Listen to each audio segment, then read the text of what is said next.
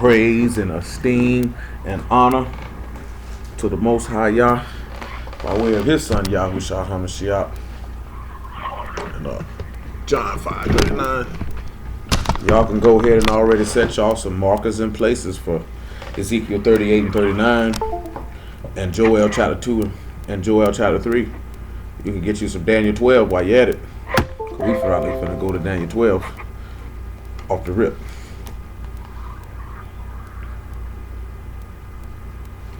Because I got something I will ask about, so I'm going to just do that.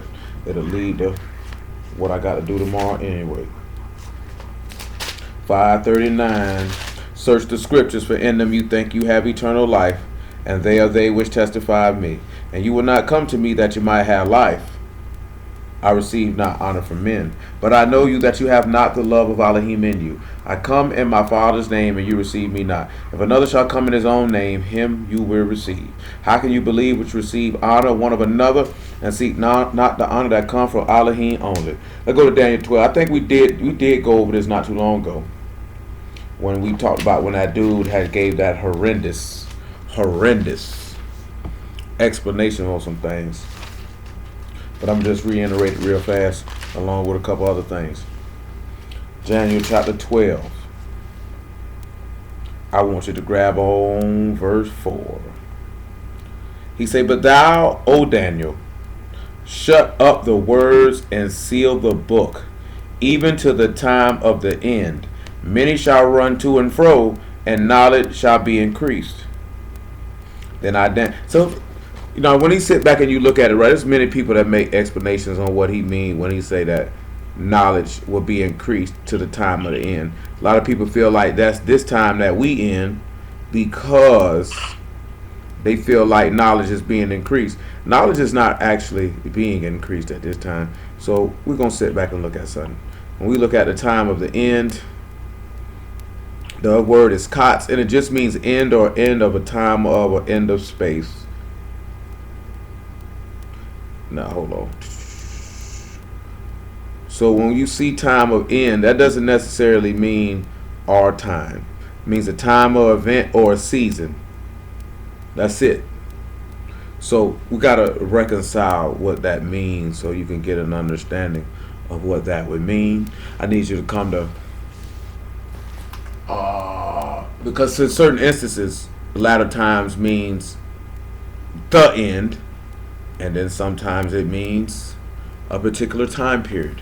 We need to look at Genesis 49. Like Paul mentions, a dispensation of the gospel is given unto him. There's a time and a season for him. Or fourth is that was given for him at his particular time. He gives word for a particular time and a particular generation. And you'll see that. That'll make sense when the master makes certain statements. Genesis chapter 49.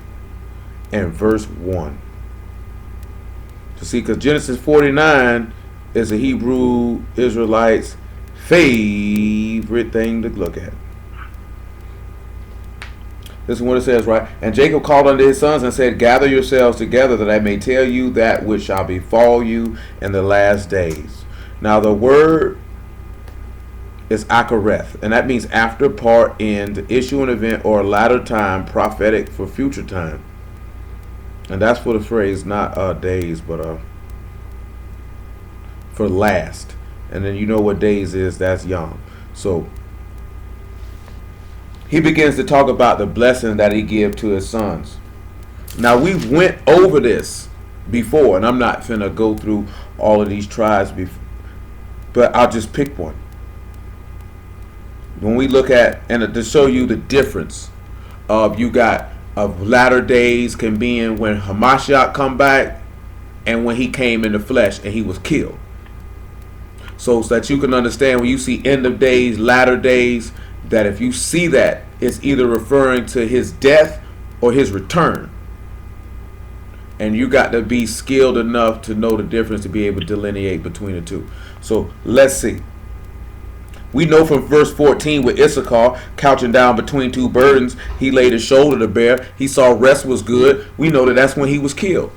That's what befalled him in the last day. And see, we're going to read this in Hebrews in a moment. We know from when we looking at Judah that he's an old lion, couched down, who can rise him up. That's talking about his death and his resurrection in that verse. But then when we turn right back around to verse 10, and it says, unto him shall the gathering of the people be, and his garments are rolled in wine, his garments are washed in wine, and his eyes are red with wine. That this is talking about his return. In the same breath. In the same breath. But both of them are referring to Hamashiach, and both of them are referring to a time period that is the last days, a prophetic time. That was a prophetic time. When we look at last days, when he came in the flesh, we have to understand what those last days are. So let's look at John chapter 2 real quick. And then we'll come back, I think, to Deuteronomy 30, I believe, that I desire. I just had to use two examples. I'm going to use one more example out of Genesis 49. When you look at verse 19 with Gad, a troop shall overcome and he'll overcome at the last. You know that he was overcame by the scribes and Pharisees coming out at him with like a thief with swords and staves, but he overcame them at the last by resurrecting from the dead. But not only that, he will overcome them when he returns because he will judge them according to their works. Let's proceed to dang, I forgot what I just was gonna go to.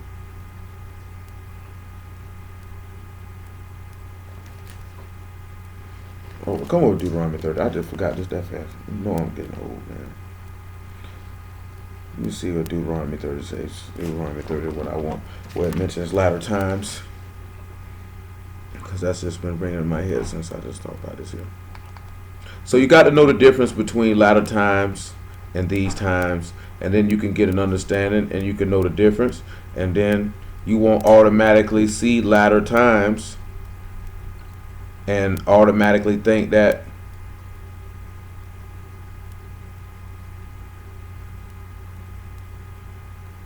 that refers to our time period and what we're dealing with, because it doesn't always do that. And that's Deuteronomy 31.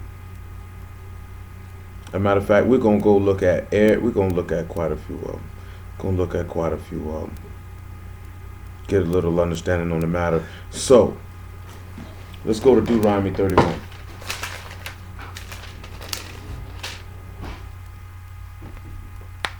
Deuteronomy 31. I'll say it about verse 26. Because this particular phrase is mentioned in a few places, and we'll see what in the verse that we're going to look at, what he means for that particular time, and see what the law means when it says it in the law. Deuteronomy 31, make it 25 or 24. And it came to pass when Moses had made an end of writing the words of this Torah in a book until they were finished. I don't know why I always see Hebrews say our people didn't have a book. I don't know where they get that from, but that's not accurate, and you should know better than that.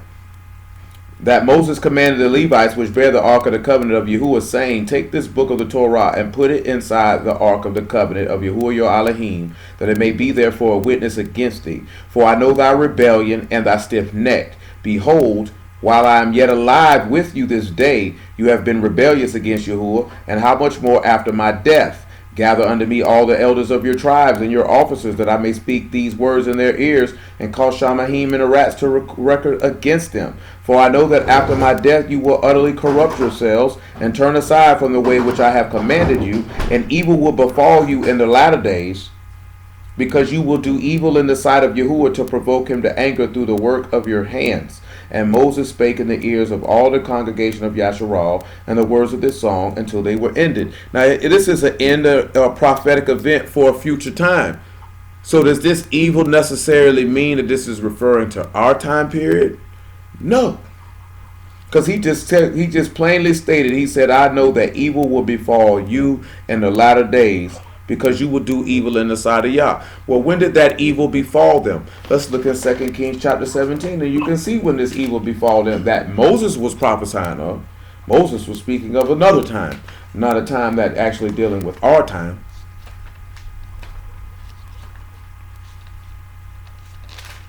Second Kings chapter 17, verse 13. 2 Kings 17, verse 13. And then we'll go back to Deuteronomy, and you'll see it in another time where it's mentioned, and it's going to speak of a different time. Yet Yahuwah testified against Yasharal and against Yehuda by all the prophets and by all the seers, saying, Turn ye from your evil ways, and keep my commandments and my statutes according to all the Torah which I commanded your fathers, which I sent to you by my servants the prophets. Notwithstanding they would not hear, but hardened their necks like to the neck of their fathers, that did not believe in Yahuwah their Elohim. They rejected his statutes and his covenant that he made with their fathers, and his testimonies which he testified against them, and they followed vanity and became vain, and went after the heathen that were round about them, concerning whom Yahuwah had charged them, that they should not do like them. And they left all the commandments of Yahuwah their Elohim, and made them molten images, and even 2 calves, and made a grove, and worshipped all the hosts of Shamahim, and served Baal. And they caused their sons and their daughters to pass through the fire, and used divination and enchantment, and sold themselves to do evil in the sight of Yahuwah, to provoke him to anger. Therefore Yahuwah was very angry with Yasharal, and removed them out of his sight. And there was none left but the tribe of Yehuda only. And also Yehuda kept not the commandments of Yehuda Elohim, but walked in the statutes of Yasharal which they made. And Yehuda rejected all the seed of Yasharal, and afflicted them, and delivered them into the hand of spoilers, until he cast them out of his sight. So when evil befell them in the latter days, this is referring to the time period where the Assyrians took them captive, as forth as the northern kingdom, and then Babylon took Yehuda captive, and this is the evil that befell them in the latter times, because they would utterly corrupt themselves. Also in the same token though, let's look at Deuteronomy chapter 4 and verse 25.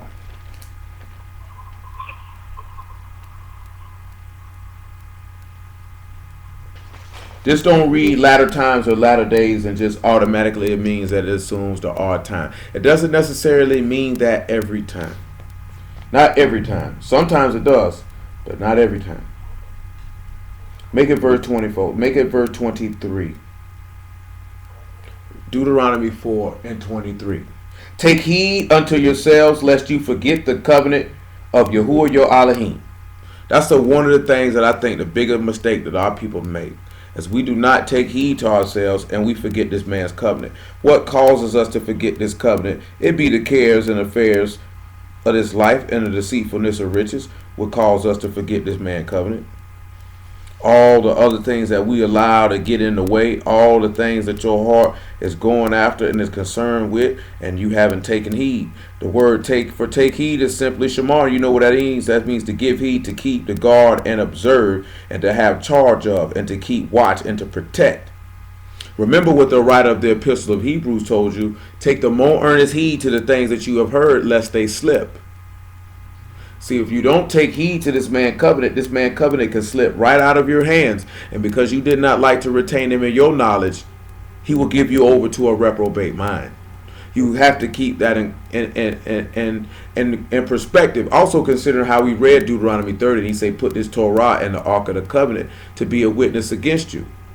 And that Hamashiach was the word, and he was the covenant, and the word was in him. And that is a witness against you. Shamahim bear witness, like 1 John chapter 5 tell you. You know what I'm saying? There's 3 that bear witness in Shamahim, the Father, the Word, and the Ruach. And there's 3 that bear witness in the earth, the Ruach, the water, and the blood. That stuff is, he's a witness against you. So you need to take heed to yourself, that you don't forget this man covenant. Because the minute you don't take heed to yourself, and the minute you begin to commit transgression. You know, we was in the house talking about this a couple weeks ago. It might have been last week. You know, this man is not going to come do anything for you. You're going to have to do it yourself. You're going to have to discipline yourself. You're going to have to control yourself. The book of Proverbs tell you a man who has no control over his ruach is like a city with no walls. You can easily be attacked. You can easily be destroyed. Remember, your master is an austere man. He's rigorously self-disciplined and uncompromising, unpleasantly rough, strict, harsh, severe, emotionless. You know what I'm saying? These are some of the synonyms for austere. But the main one, he's self-disciplined. And if you're going to come to you, there was nothing that the Father did to make Yahushua stand on the word. He didn't snap a finger and say, son, obey. Son, he did nothing. The son had already resoluted in his heart that that's what he was going to do.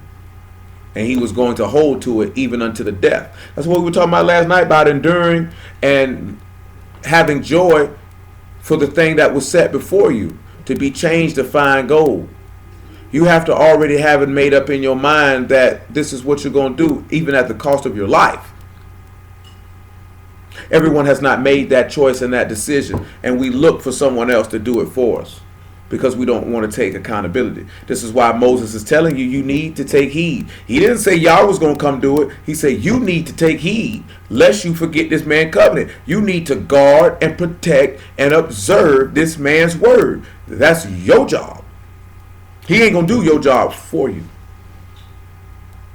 Take heed unto yourselves, lest you forget the covenant of Yahuwah your Elohim, which he made with you, and make you a graven image or the likeness of anything which Yahuwah the Elohim have forbidden thee. For Yahuwah the Elohim is a consuming fire, even a jealous Elohim. When thou shalt beget children and children's children, and you shall have remained long in the land, and shall corrupt yourselves, and make a graven image, or the likeness of anything, and shall do evil in the sight of Yahuwah the Elohim, to provoke him to anger. I call Shamahim and the rats to witness against you this day, that you shall soon utterly perish from off this land, whereunto you go over Jordan to possess it. You shall not prolong your days upon it, but shall utterly be destroyed. And Yahuwah shall scatter you among the nations, and you shall be left few in number among the heathen, whither Yahuwah shall lead you. And there you shall serve gods, the work of men's hands, wood and stone, which neither see, nor hear, nor eat, nor smell. But if from thence thou shalt seek Yahuwah the Elohim, and thou shalt find him, if thou seek him with all thy heart and with all thy soul, when thou art in tribulation and these things are come upon thee, even in the latter days, if thou turn to Yahuwah the Elohim, and shalt be obedient to his voice, for Yahuwah thy Elohim is merciful, he will not forsake thee, nor destroy thee, nor forget the covenant of thy fathers which he sware unto them. For ask now of the days that are past, which were before thee, since the day that Elohim created man upon the rest, and ask from one side of Shamahim unto the other, where there hath been any such thing as great thing as this, or have been heard like it. And then he begins to discuss how he spoke to our fathers out of a cloud, and all the wonders and things that they saw. But again, you see how he tell you that when you're in tribulation in the latter days. And it's the same scenario. After part, an end, a reward, a posterity, the last time, a remnant, a residue, a reward, a length, a latter time, a prophetic time for the future. Or an end or outcome in Aramaic. I hit that by accident. So, when we sit back and you look at it, he say, when you're in tribulation and these things come upon you in the latter days, if you be obedient to his voice. Well, let's look at what he tells you this. Because this happened during the time of Babylon. This happened during the time of when you were in captivity, in the time of Judges, and any other time that your people were oppressed. When they called upon Yahuwah, he heard unto them. See Nehemiah chapter 9 in their tables. Look at Nehemiah 9 real fast. And then we'll look at Zechariah 13, and then you'll turn around and see that he will do this again in our time.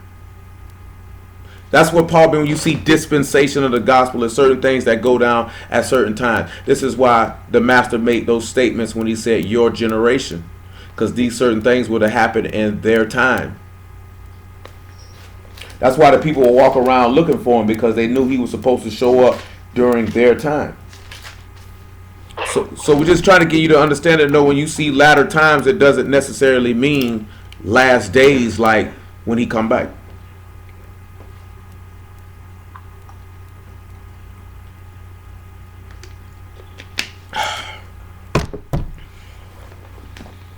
$9.27.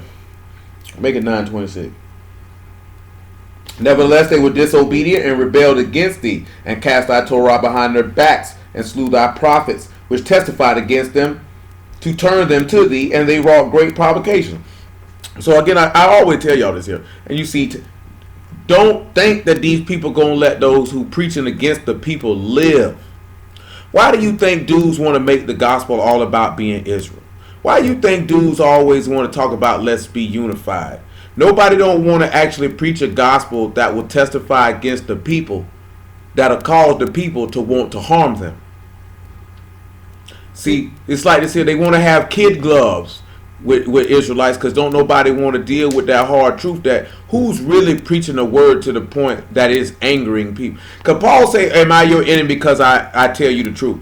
Most people feel like somebody they enemy only because they going against their doctrine, but nobody's going against the foul lifestyles that our people live, who profess to be servants of the living Elohim, no matter what name they use, no matter what congregation that they roll with. So you shouldn't be looking at what name a person use.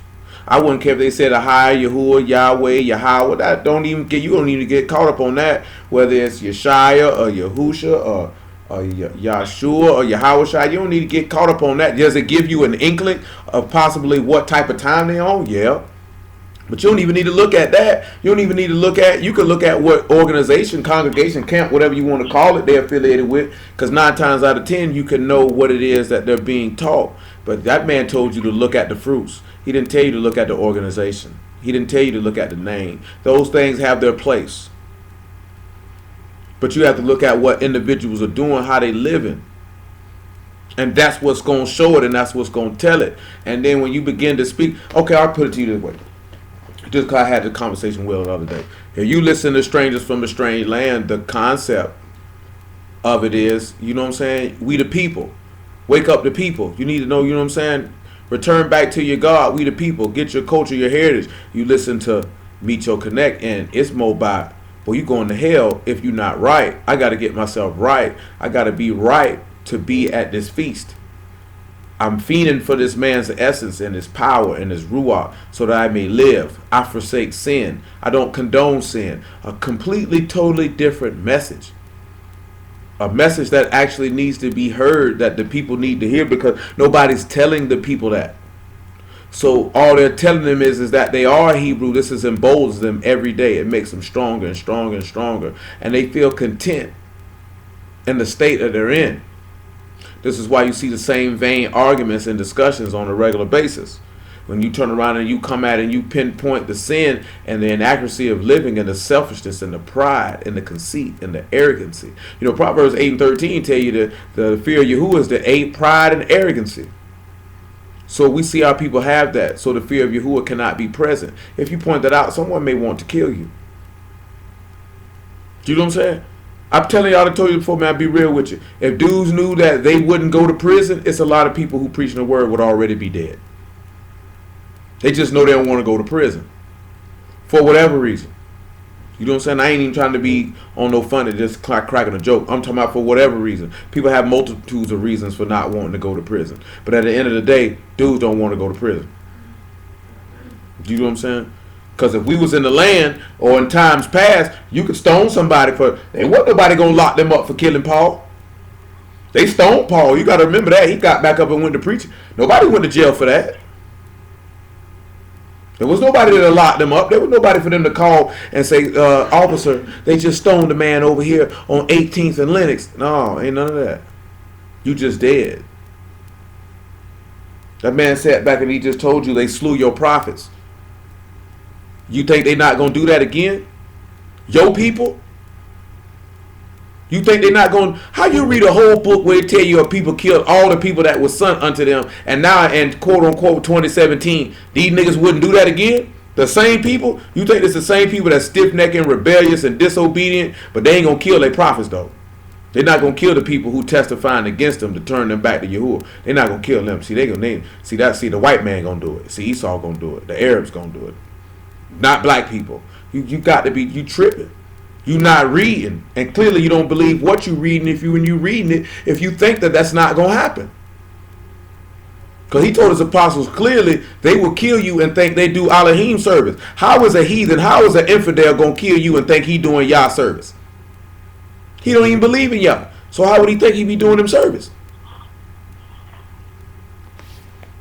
Nevertheless, therefore thou delivered them into the hand of their enemies who vexed them in the time of their trouble, when they cried unto thee. Thou heard them from Shamahim, according to thy manifold mercies. Thou gave them saviors who saved them out of the hand of their enemies. So he telling you in your tribulation in the latter days, you're called. Well, that same call gonna happen in the latter day. Let's look at Zechariah 13. Ain't got to go to the New Testament for it. This man done told you this in the law and the prophets. You need to know where it's at.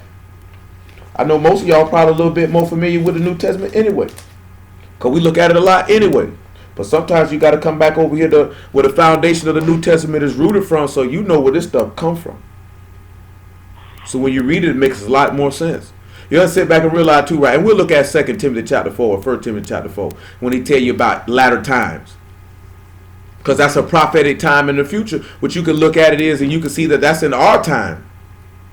Because it's increased. Nevertheless, 13 and 8 of Zechariah.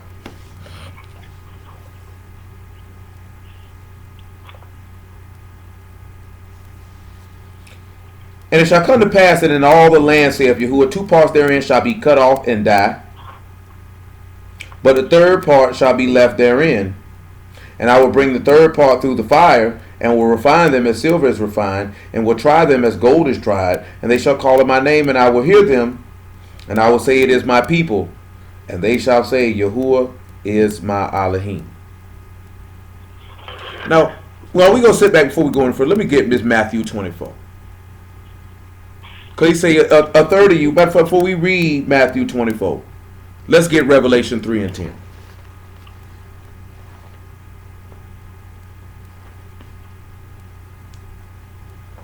Revelation 3 and 10. We still got Hebrews 1, and we will get to Ezekiel 38 and 39 and Joel 2 and 3 in due time.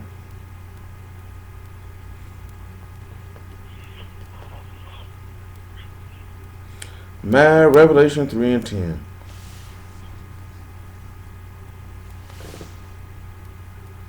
Because thou hast kept the word of my patience, I will also keep thee from the hour of temptation, which shall come upon the whole world to try them that dwell upon the earth.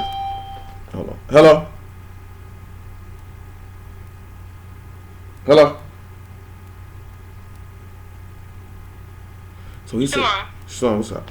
So he said, this temptation is going to try the whole earth. Everybody going to get tried by that. Now you see his 2/3 get cut off and die, and the third make it through. Then they'll call on him. Well, let's look at Matthew 24 and see what that is.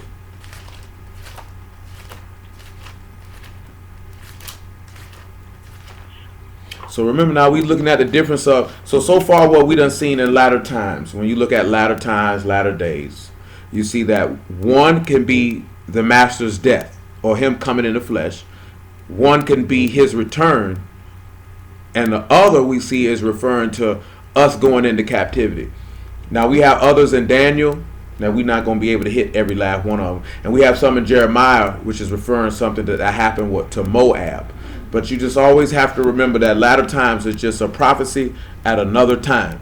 And it doesn't always necessarily denote our time. And then I'll read Matthew, that Timothy that I mentioned. But let me get to Matthew 24. So when we look at Matthew chapter 24, right? And we look at verse 15. He said, when you therefore shall see the abomination of desolation spoken of by the prophet Daniel, stand in the Kadesh place. Now when you sit back and you look at this here, right? And Daniel chapter 10, and you can just write this down for your information.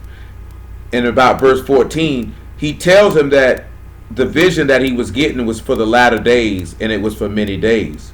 And he had no idea what it meant, because in that vision he was seeing Mashiach. He seen Mashiach in his esteem. He had no idea what it meant. He was like this here. It had him terrified. It had him scared. And this, that, and the third. He had no idea what was going on. And he was telling them what would befall the people. See, now, we're going to get to this when we have to look at Joel in a couple places. In Joel. But Daniel 7 and Daniel 8 tells you that this beast and this man that rises up is going to kill us. That's why you don't need to be worried about no World War III, because this is not what your God told you to look for. You have to train your mind from what people say and YouTube videos and all that other stuff, and you need to train your mind to what Yahuwah said. So you need to be paying attention to what he told you was going to happen. Because he told you that this man would persecute the Kadeshim and he would overcome them. And that he would scatter and destroy the set apart people. That's what he said that this man would do. Do you know what I'm saying? You don't need to be worrying about no FEMA, like everybody talk about FEMA camps and all this other stuff. All that stuff is irrelevant. Because that's not persecution of the Kadeshim when they refer to that. They're not going to persecute you because you're black. And they're not going to persecute you because you're an Israelite. They're going to persecute you just like what you've seen with Naaman. See, the book of Esther is an example of us calling on him in the latter days and him hearing and saving. Because Naaman wanted to kill you. I'm sorry, Haman, my apologies. Haman wanted to kill you because he said your laws were diverse than everybody else's and you don't keep the king's laws. Therefore, there's no reason to let you live. Let's kill him. But you know how many brews overlook that and not seeing that? That is a prophecy of what the beast is going to do. Because the beast is going to rise up and he's going to imitate Hamashiach and he's going to cause all the world to worship him. And all of those who keep the commandments of Elohim with the testimony of Yahushua have a law diverse than anyone else's in his kingdom, and he does not see a reason to let you live. Therefore, he will move to exterminate you. The only difference is in the book of Esther, Yahuwah stopped Haman's plan from killing you. Yahuwah is not going to stop the beast in his plan. He's going to allow this man to kill you. Your heart already need to be prepared for that. His elect, I was talking to my cousin about it this morning. The master said if it were possible, the elect would even be deceived. So if you've chosen, you're not going to be deceived by the things that happen. Now we know when we see the abomination of desolation, this is Revelation chapter 11. This is Daniel chapter 11. This is when this man stand in the set apart place and say he God. He going to stand up and say he God. You know how many people going to go for that? You know how many people who don't know, like this here, right? It's a lot of things been said about me. I don't care. Most of them niggas ain't gonna say it to me no way. But one thing I do know, niggas think nigga just was flexing information, but it's done to get you ready. Cause this man is coming to pretend to be your savior. And if you don't know him, you gonna fall for it. You gonna fall for it. You think we've been going through all this man's sufferings and pointing this man out just to do it? It's so you can know him, so no man could deceive you. That man say many men will stand up and say they're Mashiach and will deceive many. How they going to be able to deceive you? Because how can you call on him on whom you have not heard? How you going to be able to know the difference between the real one and the fake one if you ain't never seen the real one? He look like Yahusha. He sound like Yahusha. I think he is. And you going to follow him to hell. And you know how many brews going to follow this man to hell? Because they going to think that he the one? Because they don't know the one? Because they don't know the book? Why you think we get, you know why I give y'all these readings? Sometimes we don't even go over it. It's to cause you to read the book. Whether you read the book or not, I don't know. But what ends up happening when I actually individually end up going over something that I done asked y'all to read, you already know it. You already know it. Because we can't sit back and go over every single solitary person in this book every time we sit down. You're supposed to already be reading this for yourself. If you claim this is what your life is based around. If you waiting for a Wednesday or Shabbat, you might as well just go back to Easter egg hunting and Christmas and Christmas carols and all of that. Because you're being woefully inefficient, unproductive, and irresponsible. To your own life. Not to me. To your own life. Because this is your life. How important is your life to you? How much do you value your own life? How important is your salvation to you? How is it important for you to know your God? He told you to seek him. I can't seek him for you. Can't nobody seek this man for you. You have to do that for yourself. All I can do is just give you a little bit of information to help you on your way. But you got to seek him for yourself. That means you have to yearn to want to know him and to learn of him. Whether somebody's preaching or not. Of course, you know you got to have somebody teach you the word for you to understand him, but you still supposed to have a hunger for that. We just went over that a couple weeks ago. You supposed to hunger for righteousness and thirst for it. He said he'll fill you. Well, we don't hunger for it. We don't thirst for it. We do it when it's convenient. And that's why we have a major problem amongst our people. You know what I'm saying? Nevertheless, 24 and 16. Then let them which be in Yehuda flee into the mountains. Let him which is on the housetop not come down to take anything out of his house. Neither let him which is in the field return back to take his clothes. And woe unto them which are with child, and to them that give suck in those days. But pray that your flight be not in the winter, neither on the Shabbat day. For then shall be great tribulation, as such as was not since the beginning of the world to this time, nor ever shall be. This goes back to what's quoted in Daniel chapter 12 and verse 1. That there'll be a time of trouble. That has never happened since the world began. This is talking about the time of the beast and literally the latter time. And then that's where you can get that reference in Deuteronomy chapter 4 that we just looked in Zechariah 13. And you can see now this transports to our time. And see, it's going to be a certain mentality that's going on amongst the people. This will allow the beast to be able to slide through and cater to this. Because, you know, Satan caters to your desires. See, I'm going to tell you something. Right? Satan can't do nothing that you don't. All Satan is a conduit. All he do is make offers. He's a facilitator. But that's on you, though. The same way Yahushua is a facilitator. He's just a facilitator in righteousness. But the choice is still on you, though. You make the choice. Satan could put 1,000 butt naked women in your face. You ain't got to sleep with them. You ain't got to do that just because somebody. I tell people all the time, right? Somebody go to arguing or whatever the case may be, and I just use it as a simple term. I forgot the old cat that said that to me. But basically, he was like, you don't have to take every party invitation you're invited to. Every party you're invited to, you don't have to go to. Just because you're invited to sin doesn't mean you have to sin. Just because you're invited to an argument doesn't mean you have to argue. Just because you're invited to join someone in stupidity don't mean you have to join them. So when you make the conscious decision to join them, then whatever consequences come from that, you have to accept that because that was the choice that you made. The biggest problem I see amongst our people in these days and times is there is no self-accountability. No one wants to be accountable for the consequences of their actions, and they want someone to make them feel better when they do something stupid. And they will rather blame someone else than to take responsibility for your actions. If you did it, you did it. You got to own it. You got to be a man. You got to be a woman. And you got to own that. That may be the only way Yahuwah could actually turn his eye from what you've done. Because he said a humble and contrite heart he won't despise. That means someone who is truly broken and humbled by what they've done. That's godly sorrow. And they won't repeat that pattern of behavior. But we just say it and go do it again. You know what I'm saying? We have no desire to build righteous men. We have no desire to build virtuous women.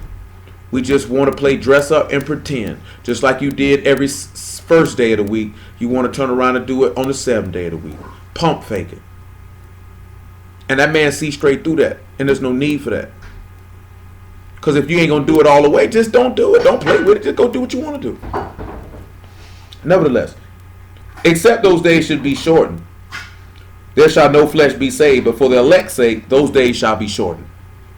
Then if any man shall say unto you, Lo, here is Mashiach, or there, believe it not. For there shall arise false Mashiachs and false prophets, and shall show great signs and wonders, insomuch, if it were possible, they shall deceive the very elect. He said, if it were possible, it deceived the very chosen. Those are strong words. If it were possible. Click what he said. You know why it's not possible? Deuteronomy 13. Let me show you why it's not possible to deceive the very elect. You can't deceive the chosen. You can only deceive the vessels fitted for destruction. But see, let me show you why you can't deceive the chosen. Deuteronomy 13 and 1. Because y'all don't know the law. The law allows you to know why you shouldn't be deceived. Because you don't care nothing about nobody doing no sign and wonder. Care nothing about that. But niggas care about that type of stuff. Wow, he made fire come out the sky. It's got to be God, you stupid bastard you. If there arise among you a prophet or a dreamer of dreams, and give thee a sign or wonder, and the sign or wonder come to pass, whereof he spake unto thee, saying, Let us go after other gods, which thou hast not known, let us serve them, because that's what the beast's going to do. Thou shalt not hearken unto the word of that prophet or that dreamer of dreams, for Yahuwah your Elohim prove you to know whether you love Yahuwah your Elohim with all your heart and with all your soul. And you shall walk after Yahuwah your Elohim and fear him and keep his commandments and obey his voice, and you shall serve him and cleave unto him. That's why he say the hour of temptation. The hour of temptation. He gonna prove you. See, I'm going to tell y'all something, right? I'm going to keep it all the way live with you, keep it real. This man got to prove you out because a lot of y'all are not who you say you are. And he already knows this. And that goes for whoever's listening, whoever's watching, whoever watch it later. He already knows this. And he put you in situations to prove you. Those who are his, they'll never fall for it. They'll never slip. They'll never buckle. No matter what come in their face, they're going to hold and cleave unto him. So when that's another example of, I told you before, of how you know who's chosen, who's not. Because he says he puts these things in you. Now, he said a dreamer or a prophet or work a sign or wonder. But he puts temptations to prove you, to see where your heart is. And if you fall for the okie doke, then you already know you ain't chosen. And I ain't talking about menial day-to-day stuff. I'm talking about real life stuff where your faith get proved out to show where your heart really lay at. Where your heart really lays at. Where does your heart lie? When you had an opportunity to run after another God or run after your God, which meaning another person or things or whatever idols you done laid up in your heart, then it proves up where your loyalty lies. You know what I'm saying? So we're going to talk about something tomorrow, how people love to call each other kings and queens and all this other type of stuff. That junk, that's just stuff to inflate your self-importance and inflate your ego and try to boost your wounded self-esteem instead of letting yourself be healed by your Elohim, because he's a healer of the sick. We don't want his healing. We want to be puffed up with manly titles and all this other stuff instead of actually taking a woman. Well, I'm going to put it this way. You can't, if you're not a righteous man, you can't make no woman no virtuous woman anyway. How could you? That'd be impossible. Because righteous men are strong by nature, because their strength is in the word. Because where the word of the king is, there's power. So ain't nowhere in the word, if you ain't righteous, you can't make no virtuous woman. That's impossible. Same way that a virtuous woman can't give no righteous man no strength. That's impossible. I mean, no unrighteous man, my apology. That's impossible. Because if that was the case, Nabal wouldn't have been a fool then. And folly wouldn't have been his name if that was possible, because he said his wife was a wise, understanding woman. I mean, she was a strong woman. She was a virtuous woman. Ain't nowhere in the world he should have been stupid. Ain't nowhere in the world he should have been a fool. But the problem is, as those that are upright, when they go to people to try to get them to that, they resist. It's only a small handful of people that actually want that, which is showing you who's chosen and who's not. People are not even taking the time to want to become upright or to become virtuous. They don't even really want it. I just seen something in my memories the other day. It struck me and I'm like, dang. What niggas say, yeah, that's what I want. Niggas had an opportunity to have that and they didn't want it. It's funny how people say when it comes to our Elohim, this is what we want, then he put it in your face and you don't want it. Or you want it how you want it to be. That's our problem. Because we get it in our mind how we feel like Yahuwah should operate. This man operates how he operates. And he puts stuff in your face to prove you. And I pray that each and every one of y'all, when you face a temptation, the way you can sit back and that you get tried, that you keep this man word hidden in your heart, that you don't sin against him. You know what I'm saying? Because some situations when you get tried ain't necessarily a sin. It just might be you just need to learn some more self-control. You know what I'm saying? Might need to just learn a little bit more tactful way to handle your business. Some situations, you just did something that was unto death. Was it that serious? Temptation could be your job, your business, your wife, your kids. It could be anything. What you gonna go after? And in the latter days, it's gonna get real. Let's see why. 2 Timothy chapter 4, verse 1. I did with lead, not the son. I did with lead, not the son. To make the 2 Timothy 4 a little bit more poignant. My apologies, 2 Timothy 3 and 1. Make it a little bit more poignant. 2 Timothy 3 and 1. This know also, that in the last days perilous times shall come. For men shall be lovers of their own selves, covetous, boasters, proud, blasphemers, disobedient to parents, unthankful, unkadash, without natural affection. That means no compassion. Truce breakers, false accusers, incontinent, fierce, despisers of those that are good, traitors, high-heady, high-minded, lovers of pleasures more than lovers of Elohim, having a form of godliness and denying the power thereof. From such turn away. That would make it easier for the beast to creep on in these last days. His fourth is like we looked in Genesis 49, that under him shall the gathering of the people be. That's how this man can be able to slide in and deceive so many people. That's why he say he's not going to be able to deceive the very elect, because these people are carnal. Those that are elect are the Ruach. Therefore, they ponder upon the things of the Ruach. Like Paul wrote to the Corinthians, they compare spiritual things with spiritual. Ain't no way in the world you're going to compare a spiritual thing with a carnal and go after the carnal. So carnal people are going to compare carnal with carnal. That's why he say, greater is he that is in you than he that is in the world. He that is of the truth, hear us. He that is not of the truth, hear not us. Therefore, we know the difference between the Ruach of truth and Ruach of error. As a matter of fact, let's get that 1 John chapter 4. Y'all, I'm really like this here, man. It's getting down to the point of the time that where those of you that are actually chosen, that you can be able to make the difference between who is not and who is. Who's of the truth and who is not. Who's of Yahuwah and who's of Satan. Where it's plain, where it's clear, so you know how to handle them. So you know how to move. Because you don't need to be walking around here stupid. Like, I wonder if he a Yah or not. It shouldn't be no wonder. You should know. You don't have to express it. You don't have to sing it from the rooftops. You see it. You acknowledge it. You move accordingly.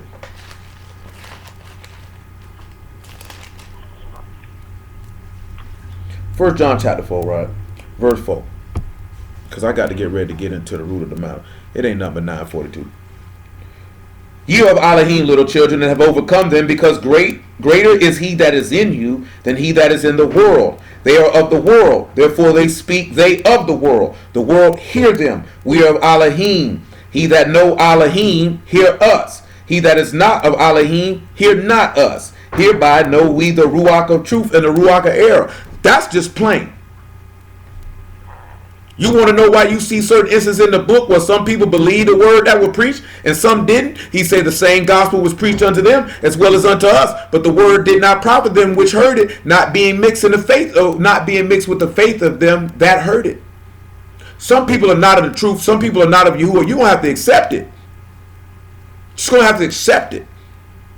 That's the reality of the situation. People always say there shouldn't be no more division in Israel. I don't know what book you've been reading. I don't know what's wrong with you. I don't know why you would even think that righteousness and unrighteousness can never meet together. Godliness and ungodliness can never meet together. Ruach and flesh can never meet together.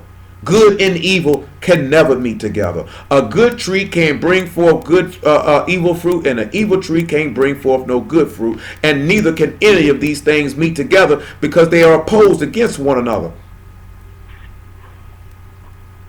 And that's just life. You have to accept that. You know what I'm saying? We have to stop walking around with an idealistic mind. I don't mean you treat people any different or you walk around with no arrogance, but you understand, you know, and you operate accordingly. It's going to sadden you for a little bit. You will get over it. I promise you. I promise you that. You will get over it. If you've chosen to be saved, you will get over it. It will sadden you, though. I will not say that it will not. And every now and then when you out in public and you walk around and you see things, or even people that you might know on an intimate basis or in life, no matter what your relationship is to them, it's going to sadden you from time to time when you realize the pathway that they're going and where they headed. And there's nothing that you can do to change it other than hope that y'all open their heart to receiving of the word. That's about all you can do. There's nothing you can do to change that. But you do need to know the difference, because you do need to know who is of Yah and who is not, so you don't be deceived. How else you gonna be able to? How else is the beast gonna be able to fool anybody if they are the truth? If you are the truth, ain't no way in the world this man should be able to fool you. How is that possible? Because you gonna hear Elohim, you ain't gonna hear him. He say, "My sheep hear my voice and they follow me." They don't follow the voice of strangers. He coming to preach another gospel of what we have not preached, and preach another Yahushua whom we have not been preached. How you going to follow him? Nevertheless, let me hit the Hebrews 1. I don't want to get too far off track. Hebrews 1:1. I don't want to go too long on that. I just want to show that with these last days. I got more, but let me stop. We will look at number 24, though. That's just to lead what is coming. But I'll deal with that in a minute.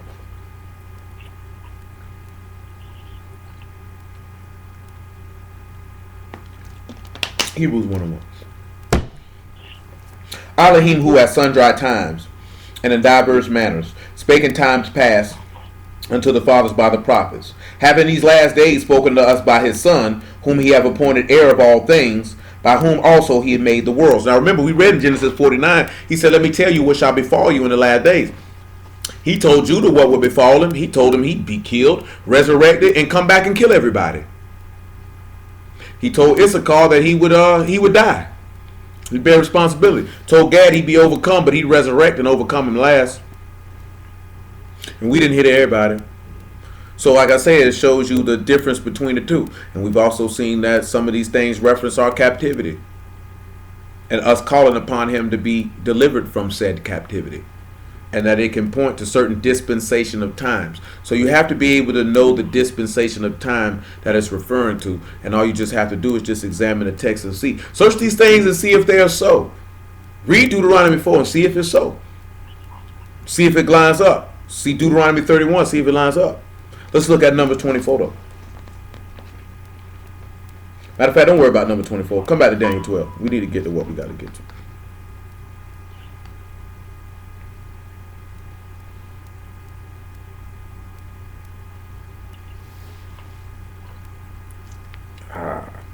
We said verse 4, right? But thou, O Daniel, shut up the words and seal the book, even to the time of the end. Many shall run to and fro, and knowledge shall be increased. So he told him to seal the book to the time of the end. Revelation 5. Just to show you the time of the end, because we had to do all that just to make this make sense. 5 and 1. Book of Revelation, 5 and 1. 5 and 1. 5 and 1.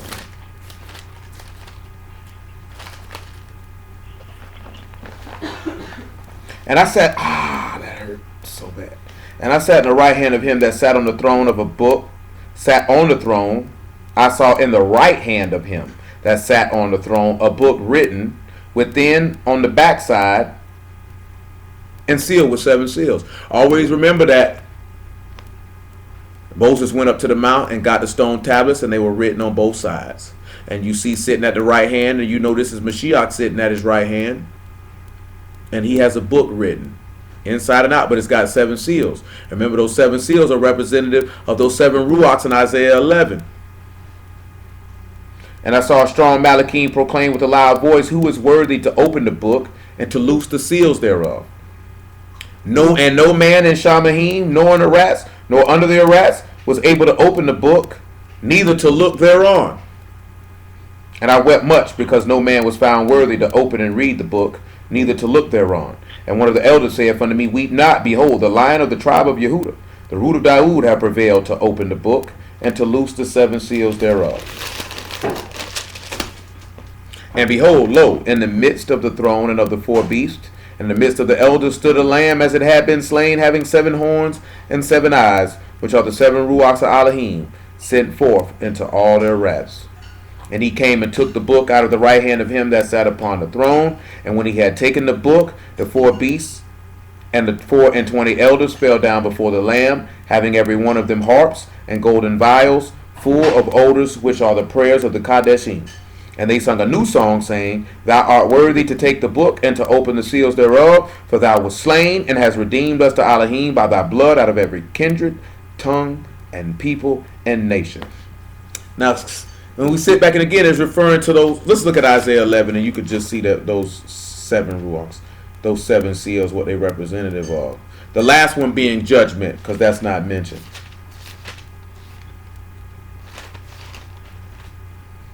Isaiah 11 and verse 2, and it says, the ruach of Yahuwah shall rest upon him, the ruach of wisdom, understanding, counsel, might, knowledge, and the fear of Yahuwah. And it shall make him of quick understanding in the fear of Yahuwah, and he shall not judge after the sight of his eyes, neither reprove after the hearing of his ears. Now, when we turn around and you look at that, wisdom, understanding, counsel, power, knowledge, fear of Yah, you come back to 1 Corinthians chapter 12, and you begin to see this here. And then we'll look at when he actually loosed the seals of the book. And again, they're taking us back to Isaiah 29 when he says, you know, the book is sealed. And he said, read this, I pray. Then he said, I can't, it's sealed. I can't. I don't know what it means. That's what he tell you. He say many prophets have sought to hear the things that you hear and have not heard them, and to see the things that you see and have not seen them. It was sealed. They couldn't know. The veil was still there. 1 Corinthians chapter 12, verse 7. But the manifestations of the Ruach is given to every man to profit withal. For to one is given by the Ruach the word of wisdom, and to another the word of knowledge by the same Ruach, to another faith by the same Ruach, to another gifts of healing by the same Ruach, to another the working of miracles, to another prophecy, to another discerning of Ruachs, to another diverse kinds of tongues, and to another the interpretation of tongues. But all these work that one and self-same Ruach, dividing to every man severally as he will. For as the body is one and have many members, and all the members of that one body being many are one body, so also is Mashiach. So you have to sit back and look at that when the book was open, when the seals were loosed, now the chance of John 7:37. Let's just do it like that.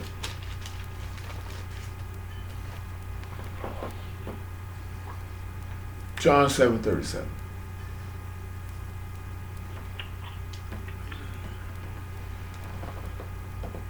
In the last day, that great day of the feast, Yahushua stood and cried, saying, If any man thirst, let him come unto me and drink. He that believe on me, as the scripture hath said, out of his belly shall flow rivers of living water.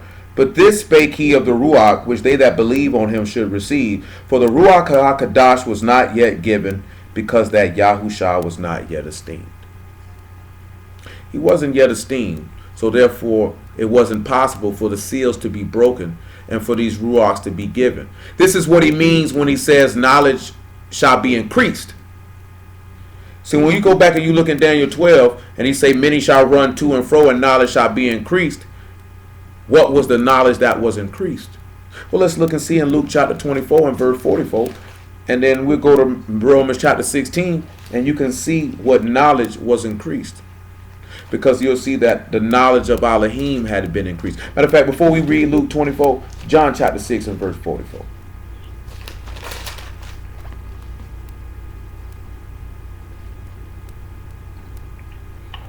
Make it 43. John 6 and 43. Yahushua therefore answered and said unto them, Murmur not among yourselves. No man can come to me except the Father which hath sent me draw him, and I will raise him up at the last day. It is written in the prophets that they shall all be taught of Elohim. Every man therefore that have heard and have learned of the Father, come unto me. Not that any man have seen the Father, save he which is of Elohim. He have seen the Father. Truly, truly, I say unto you, he that believe on me have everlasting life. So he said everyone that's heard of the Father is going to come to the Son.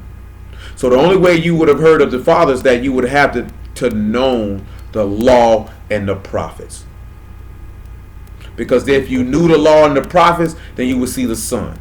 And that's how when you sit back and you look at knowledge had been increased. Because the knowledge of the Son of Elohim had been increased.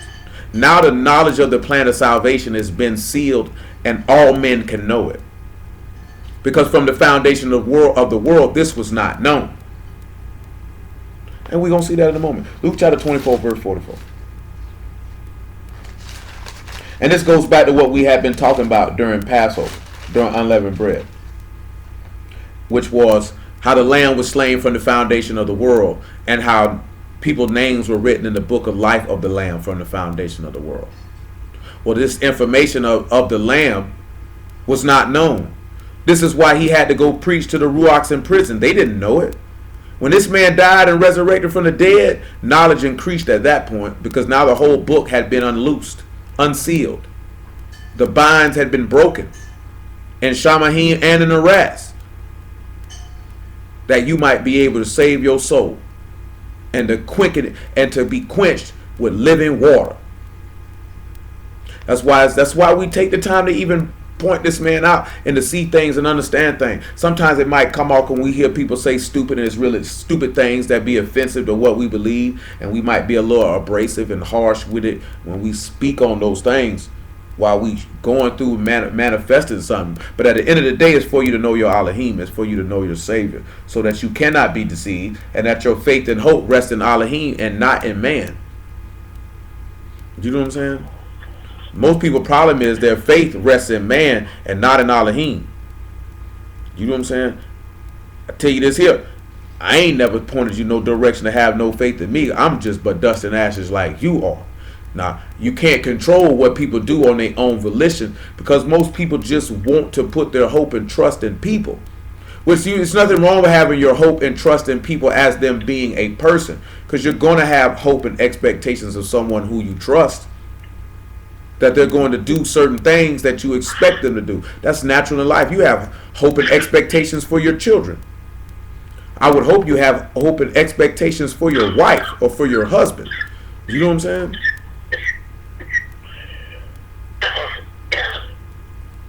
But most people hope and expectations they put in man is that they've actually made that man their God without realizing it.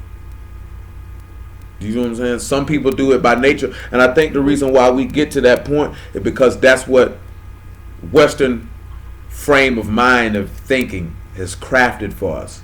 We just had this conversation the other day. You go into a European school, Western school, their methodology of teaching is different than how people who are from a quote unquote from the East learn. In the West, they learn by memorization.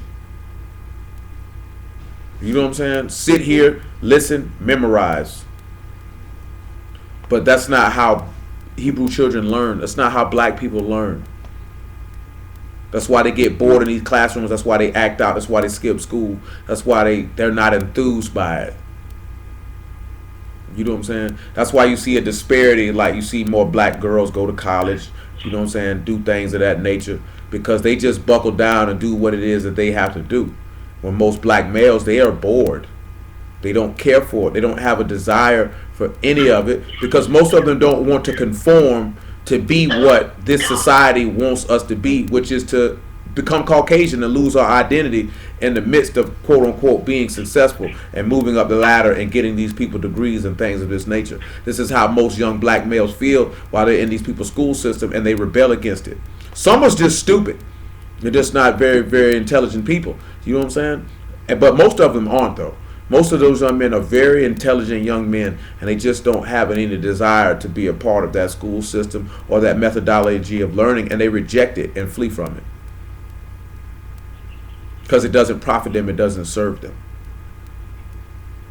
You put them in a different environment where the teaching is catered to how a Hebrew mind or a black mind works, and they tend to thrive and to prosper. And people wonder, oh, it's such an amazing job of what they're doing. No, it's just that we're not European. So we don't think like Europeans. We don't move like Europeans. So your way of learning and your way of doing things don't profit us. So you have to be careful with that. If these people try to tell you that your kids are stupid or they're slow or this, that, and of course they're going to be stupid and slow in a method of learning that doesn't pertain to them. The same way why we're spiritually dead when we're in a method of serving Elohim that don't pertain to us. That's how they serve their God. Let them do that.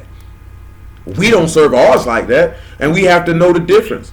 If you're going to send these people, your kids to these people's school, then you got to have enough diligence and self-discipline and control to teach your children the way that we're supposed to be taught, so that that can balance out the crap that they're getting in their school system.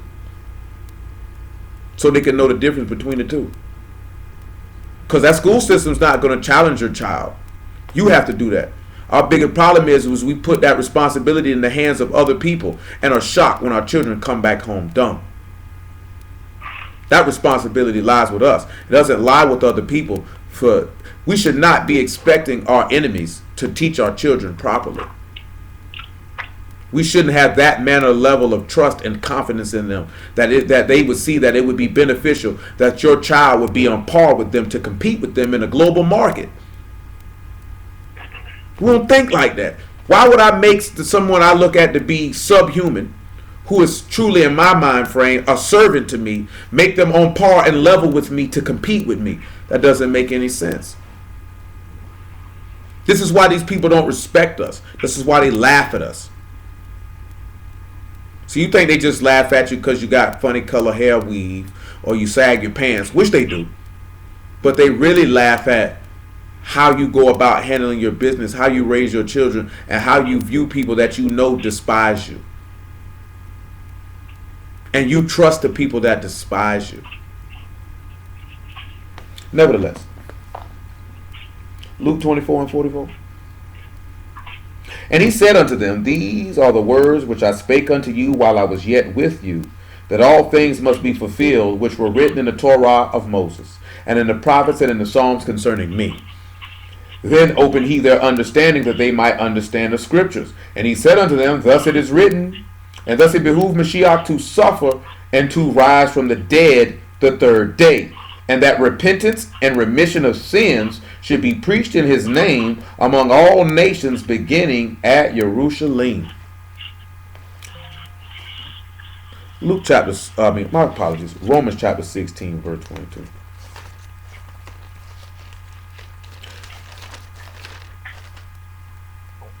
I didn't tell you no lie. I got good grades in school all the way to the 8th grade. Then I said, screw it. To the 9th grade. Then I said, screw it. This junk bores me to death. And as long as I can get this diploma, I'm all right. I'm going to just slide on out of the way.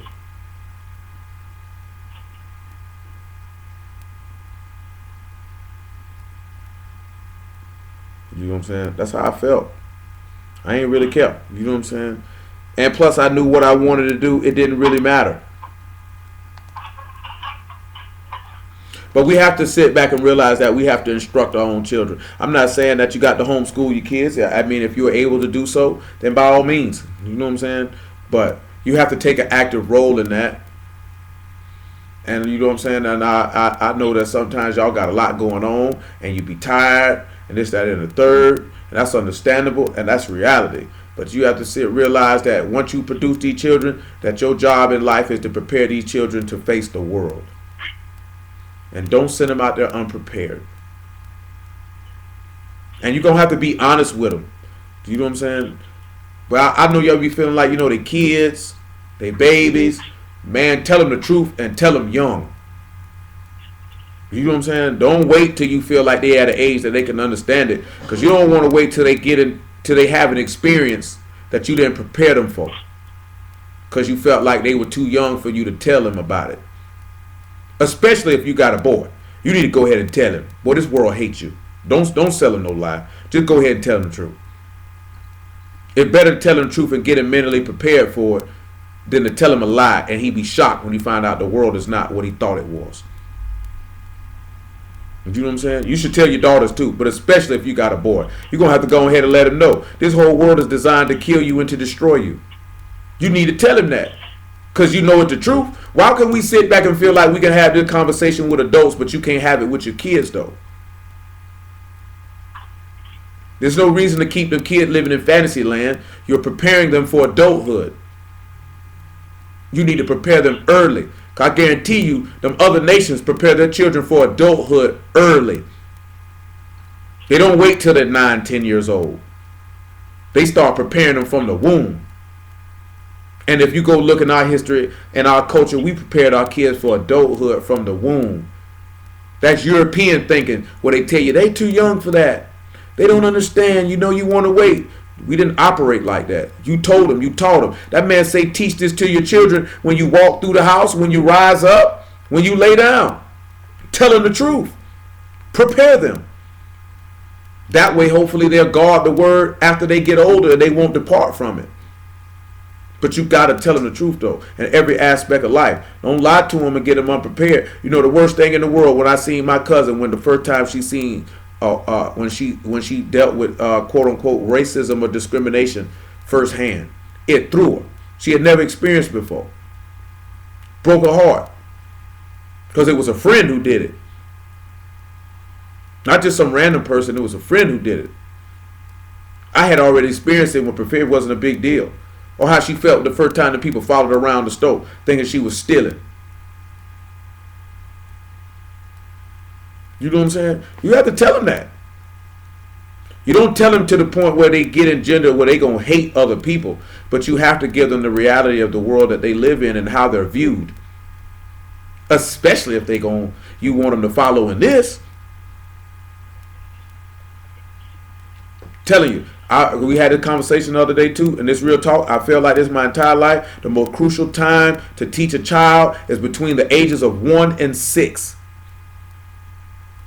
You know what I'm saying? That's where most of their habits get developed, and are crafted. You know what I'm saying? That's where you can really, really mold them and whatever it is in direction you want them to go in. Because once they get past 6 and they go to thinking for themselves, it might be too late.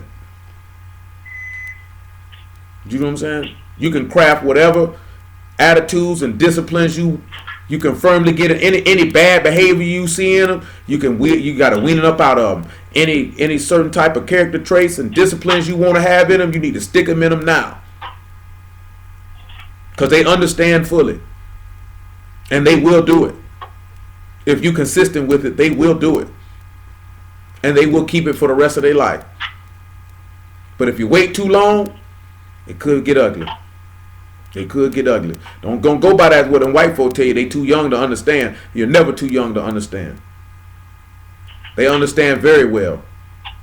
If you see how fast some of y'all children pick up quoting alphabets and how they can read and point out colors and shapes and all the other things they can point out, then you should be able to understand. Your children understand quite well and are very intelligent. Don't let nobody underscore to you how intelligent these kids are, because they're smarter than what we give them credit for.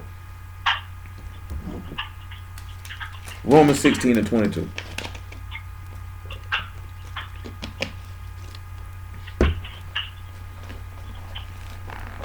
Actually 25. We don't need to read all that. Now to him that is of power to establish you according to my gospel and the preaching of Yahushua HaMashiach, according to the revelation of the mystery which was kept secret since the world began, but now is made manifest by the scriptures of the prophets, according to the commandment of the everlasting Elohim, made known to all nations for the obedience of faith. To Elohim only wise be esteemed through Yahushua HaMashiach forever. Amen. So when we turn around and you look at it, when you look at, what's the word I want? Acts chapter 28.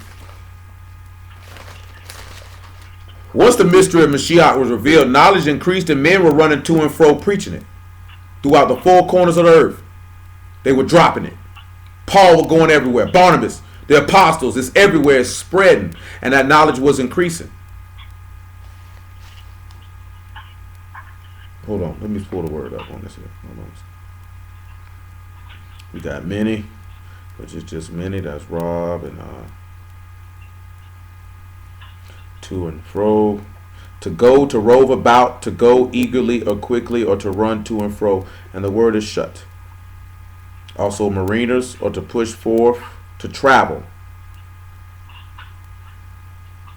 You know, so praise the Lamb. That was good that we chose Paul, because that's exactly what he did. Acts chapter 28. Let me see if that's what I want. It might be 22.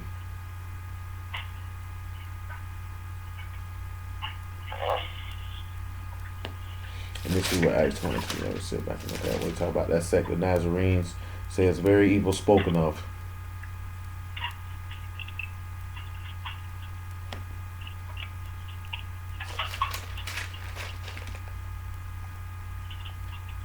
Oh yeah, I was looking right at it. Acts 28 and 20.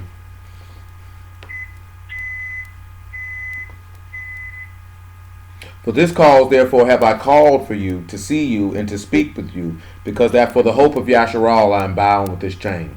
They said unto him, we neither received letters out of Yehuda concerning thee, neither of any of the brethren that came and showed or spake any harm of thee, but we desire to hear of thee and what thou think, for as concerning this sect, we know that everywhere it is spoken against.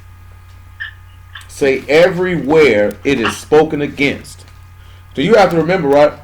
They were ordaining, you could go back and look at Acts 20, they were ordaining elders in every city. They were ordaining pastors in every city, bishops in every city, ministers in every city. In every city. And they were teaching them the testimony of Yahushua HaMashiach. And this was increasing throughout the whole earth. And Paul and Barnabas and many others were traveling all throughout the earth, preaching this word, that men might believe that as many as Yahuwah had ordained to be saved would be saved. Now, I'm just going to be honest with you. If a man ain't, if the testimony of a Mashiach don't reach a man's ears, is because they were not chosen to be saved. And if it did reach their ears and they didn't obey, that means they were chosen to hear the word of truth and to go to hell listening to it. You got to understand that. You got to understand, this is what we looked at on Wednesday about that lady here in the kingdom, or one here in the kingdom, I should say, and looking at it as a precious jewel and selling everything that they have and burying it and hiding it in your heart. You have to understand how rare and precious that is. The testimony of a Mashiach, you can compare it to a virtuous woman. Her price is far above rubies. Who can find it? It's valuable. It's precious. Do you know what I'm saying? It's three things in this life that are undervalued and overlooked. One is spiritual, two is natural. The two natural things is a righteous man and a virtuous woman. They're overlooked and undervalued. But most importantly, the testimony of a Mashiach, the testimony of your Savior, of your Elohim, is overlooked and undervalued. It's unappreciated. We don't appreciate what that is. And that's sad. The reason why I mentioned a righteous man and a virtuous woman, because clearly they would emanate from him. So that would show how people can't even recognize their Elohim when their Elohim is right in their face. Because you're supposed to be a reflection of him. So if a woman is a virtuous woman, she ain't nothing but a reflection of him. And if a man is a righteous man, he ain't nothing but a reflection of Hamashiach. And that's how we're supposed to. Everything, I wouldn't care what it was. I wouldn't care what the scenario was. Whether it's husband to wife, parent to child. I'm talking about the skies, the animals, the trees. You're supposed to look at everything and see how that relates to a Mashiach. Why do you think he used those natural situations so you could be able to understand his relationship to you? Most importantly, the two he used the most was parent to child and husband to wife. That's a situation that pretty much every natural person can be able to relate to. Because if you ain't never been married, then you know how to relate to parent to child. That's why he used it. So you can relate to that. You can see that. But he said you ain't understand earthly things, so I know you ain't going to understand nothing I tell you that's heavenly. We can't even understand those concepts. That's how bad off we are. Nevertheless, Joel chapter 2 verse 1.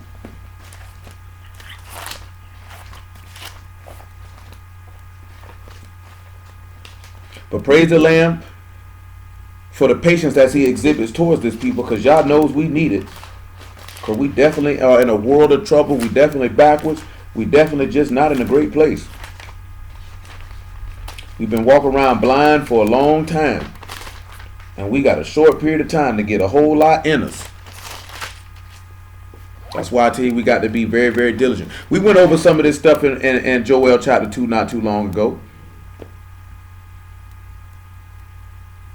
As a matter of fact, I'm gonna focus in on a couple points in these opening verses. Blow ye the trumpet in Zion, and sound an alarm in my Kadesh mountain, and let all the inhabitants of the land tremble, for the day of Yahuwah come, for it is nigh at hand. Now, he said, let the earth tremble and blow the trumpet. Y'all should know from Revelation 11. And I'm going to just give you the verses. We don't have a lot of time to be able to hit it all, because we got 4 chapters that we got to try to get through, which is quite a lot. Most High willing, we'll try to get to as many of them as we possibly can. But some things I'm going to grab, so I hope you got something to write it down so you can go back and read it on your own. And you look at Revelation 11 and 17, actually 11 and 15 to 19. I guess I'm going to have to read some of it.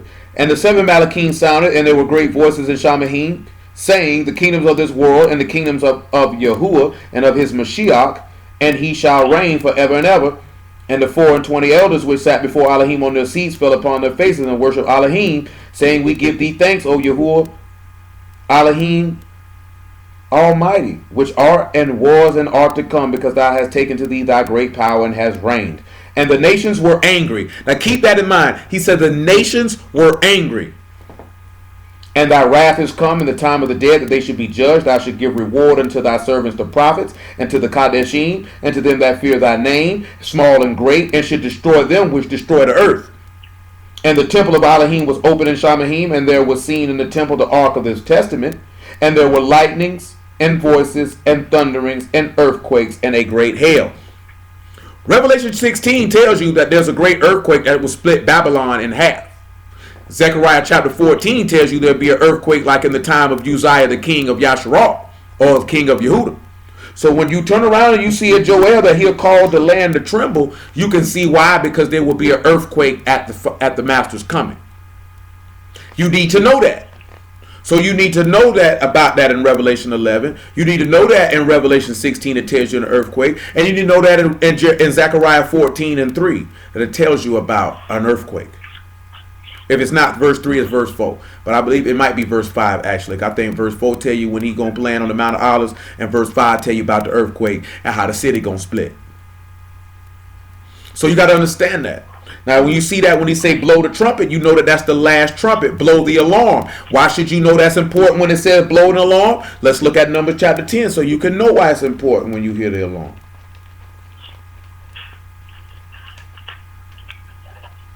That's why I be laughing at these dudes when they're like the New Testament fault. If you know the law, you wouldn't dare open your mouth and say that. Because he ain't said nothing different. He said he'd blow a great trumpet in Matthew 24 and gather his elect. And all he doing is just saying what the book already said. But these dudes don't know the book like they claim they do. Numbers chapter 10 verse 1. And Yahuwah spake unto Moses, saying, make thee 2 trumpets of silver, of a whole piece shalt thou make them, that thou may use them for the calling of the assembly and for the journeying of the camps. And when they shall blow with them, all the assembly shall assemble themselves to thee at the door of the tabernacle of the congregation. And if they blow out with 1 trumpet, then the princes which are the heads of the thousands of Yasharal shall gather themselves unto thee. When you blow an alarm, then the camps that lay on the east part shall go forward. And when you blow an alarm the second time, the camps that lay on the south side shall take their journey, and they shall blow an alarm for their journeys. But when the congregation is to be gathered together, you shall blow, but you shall not sound an alarm. So notice when he's sounding this alarm, this is for us to move. And you turn around and you look at it, you can reconcile this the 144 coming to them, because they got to get grabbed up first. They the first fruits. Let's look at that. Revelation 14. Because remember, he said you don't blow an alarm when you gathering up everybody. He ain't going to blow an alarm when he get everybody. Revelation 14.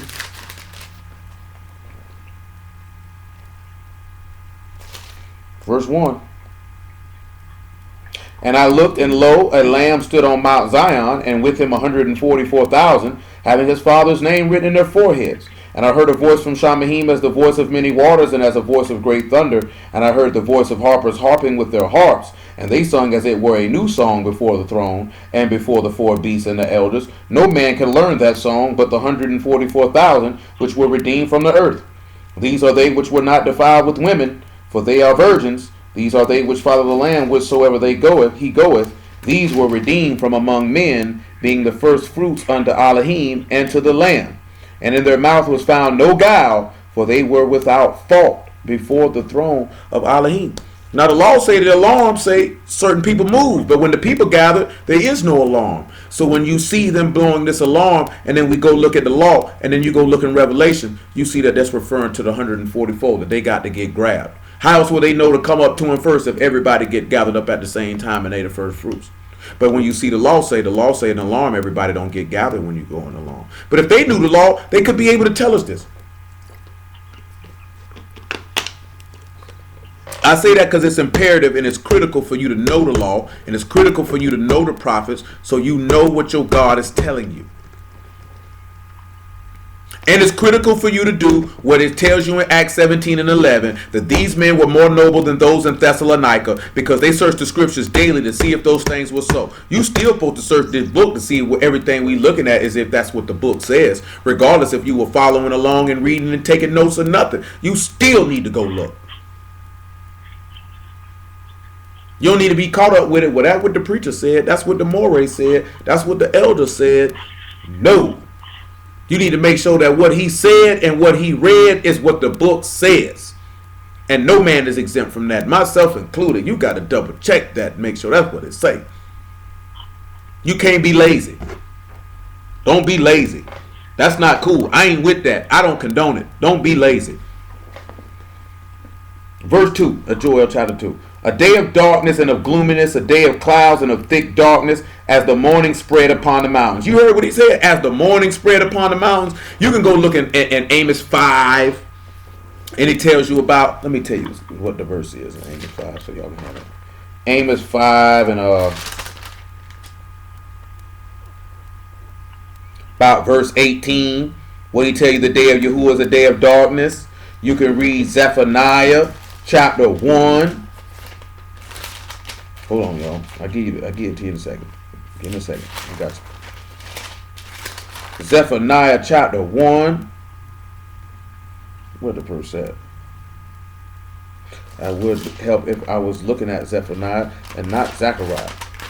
Zephaniah chapter 1, about verse 15, where he tell you it's a day of darkness and gloominess and a day of clouds, a day of the trumpet and alarm against fenced cities. And that's chapter 1, verse 15. And a day of distress, and that he gonna cause all people's blood to be poured out like dust. So when you see the master saying that the sun won't give its light and the moon gonna be turned to blood, it's because of the day of Yahuwah's darkness. It's not a great day. He say, what profit is it for you to look forward to that day? It's the day that a man ran from a bear and a lion met him, or a man stuck his hand on a wall and a snake bit him. Look over here to 2 Peter chapter 3. You ain't got no business looking forward to that. You got to be like this, I can't wait for him to come back. No, you can. You can wait real good. Because you don't want that man to bend that corner. Especially if you ain't right. You don't want that man to bend that corner. 2 Peter 3 and 10. For the day of the master will come as a thief in the night, in which Shamahim shall pass away with great noise, and the elements shall melt with fervent heat, and the earth also, and the works that are therein shall be burned up. Seeing then that all these things shall be dissolved, what manner of persons ought you to be in all Kadesh behavior and godliness, looking for and hasten to the coming day of Elohim, wherein the heaven shall be on fire and shall be dissolved, and elements shall melt with fervent heat. Nevertheless, we according to his promise look for new Shamahim and new Arats, wherein dwell righteousness. Wherefore, beloved, seeing that ye look for such things, be diligent that you be found of him in shalom, without spot and blameless.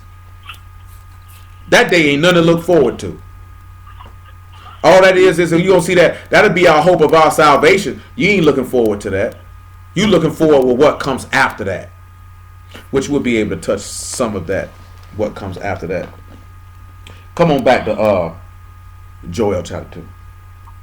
A day of dark, and we're in verse 2. A day of darkness and of gloominess, a day of clouds and of thick darkness, as the morning spread upon the mountains, a great people and a strong. There have not ever been ever the like, neither shall there be any more after it, even unto the years of many generations. A fire devoured before them, and a flame and behind them a flame burned. The land is as the garden of Eden before them, and behind them a desolate wilderness, yea, nothing shall escape. Now, when he say a fire devoured before them and behind them, that should remind you what did he do with the Garden of Eden, y'all? Who knows what's in the Garden of Eden, what he did with it?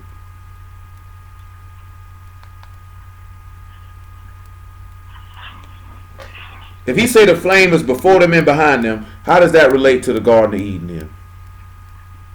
The Malachim he put. And what did he put? And what he put with him in the garden? He had a flaming sword. He had a flaming sword going forward and behind. Forward and behind. Forward and behind. Forward and behind. So you're getting an example of what's going on. Because when the master come back, he coming back with a flaming sword. And it's going to be forward and behind. What is it guarding? It's guarding the tree of life. That flame is guarding those who going to be saved. Little Muffin, don't forget your question as we roll down these chapters. You hear me? Or roll down these verses. Look at verse 4 down. The appearance of them is as the appearance of horses, and as horsemen so shall they run. Now, I'm going to also tell you something, that this chapter is going to transition into something totally different. Two different separate things talking about latter times.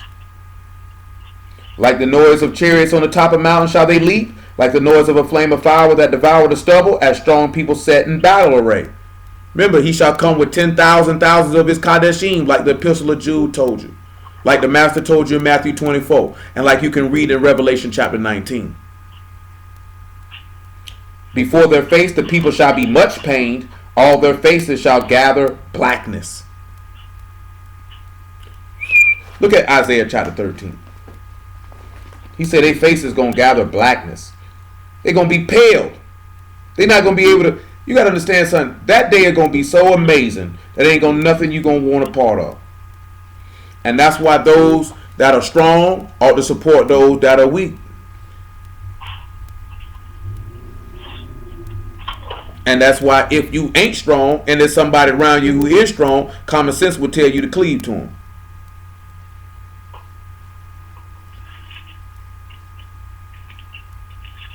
I pulled the wrong verse, but Isaiah 13:8. Listen what he tell you. Make it 13:3. I'll just read 13:1. It ain't gonna hurt nothing. The burden of Babylon, which Yeshayahu the son of Amos did see. Lift up a banner upon the high mountain, exalt the voice unto them, shake the hand, that they may go into the gates of the nobles. This man say you need to shake the hand. Well, that word is nuf, and it literally means to wave or to brandish in threat, or to wave or shake the hand. So he's sitting back saying that you need to wave the hand in a threat. Now keep that in mind. Keep that in mind. Then he said exalt, and then he said that they may go into the gates of the nobles. I have commanded my sanctified ones. I've also called my mighty ones for my anger, even them that rejoice in my highness. The noise of a multitude in the mountains, like as of a great people, tumultuous noise of kingdoms of nations gathered together. Yahuwah of hosts muster the hosts of the battle. Notice that he said a great people and noise of kingdoms have gathered themselves together. Notice that it said the nations were angry when he said his anointed one would come. In Ezekiel, in Revelation 11. They come from a far country, from the end of Shamahim, even Yahuwah, and the weapons of his indignation to destroy the whole land. Howl ye, for the day of Yahuwah is at hand. It shall come as destruction from the Almighty. Therefore shall all hands be faint, and every man's heart shall melt. And they shall be afraid. Pangs and sorrow shall take hold of them. They shall be in pain as a woman that travail. They shall be amazed at one another. Their faces shall be as flames. Behold, the day of Yahuwah come, cruel, both with wrath and fierce anger, to lay the land desolate, and he shall destroy the sinners thereof out of it. For the stars of Shamahim and the constellations therefore shall not give their light. The sun shall be darkened in his going forth, and the moon shall not cause her light to shine. And I will punish the world for their evil and the wicked for their iniquity. And I will cause the arrogancy of the proud to cease, and will lay low the haughtiness of the terrible. Now, you know who's the pride of the arrogance that's going to cease? That's going to be that beast. Let's look at the pride and arrogancy of the beast in Revelation 13. Let's look at his pride and arrogancy. Let's look at what he had all the people around here saying, which had his heart lifted up, even though he be nothing but a man. That's why he told you the fear of Yahuwah is to hate arrogancy. So when you see that, you would already despise him. Not finna choose this nigga. But those who gonna choose him are those who are haughty and proud and arrogant, so therefore they shall follow him.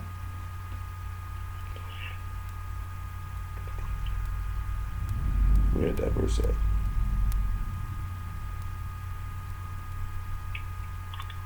13:2. And the beast which I saw was like unto a leopard, and his feet were as the feet of a bear, and his mouth was as the mouth of a lion. And the dragon gave him his power and his seat and great authority. And I saw one of his heads as it were wounded to death, and his deadly wound was healed. And all the world wondered after the beast. And they worshipped the serpent which gave power unto the beast. And they worshipped the beast, saying, Who was like unto the beast, and who was able to make war with him? And they were given unto him a mouth speaking great things and blasphemies, and power was given unto him to continue 42 months. And he opened his mouth in blasphemy against Elohim, to blaspheme his name and his tabernacle and them that dwell in Shamahim. And it was given unto him to make war with the Kadeshim, to overcome them. And power was given him over all kindreds, tongues, and nations. Now I want y'all like this here, right? And y'all can go on the examination on your own time and tell me, and come back to me. I'm being dead serious. I really want y'all to do this. Come back and tell me, do you see any wars that take place that's just some random wars and the children of Israel just chilling? Because let's look at Daniel chapter 7. We just going to pinpoint. I mentioned it earlier. We're just going to pinpoint what he said this man going to do to us. Because this man just said this man going to come and make war with the Kadeshim, with his sanctified ones.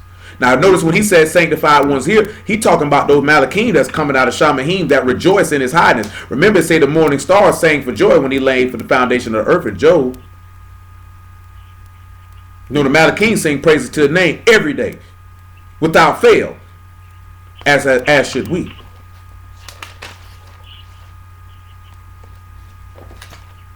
Damn, what I did miss.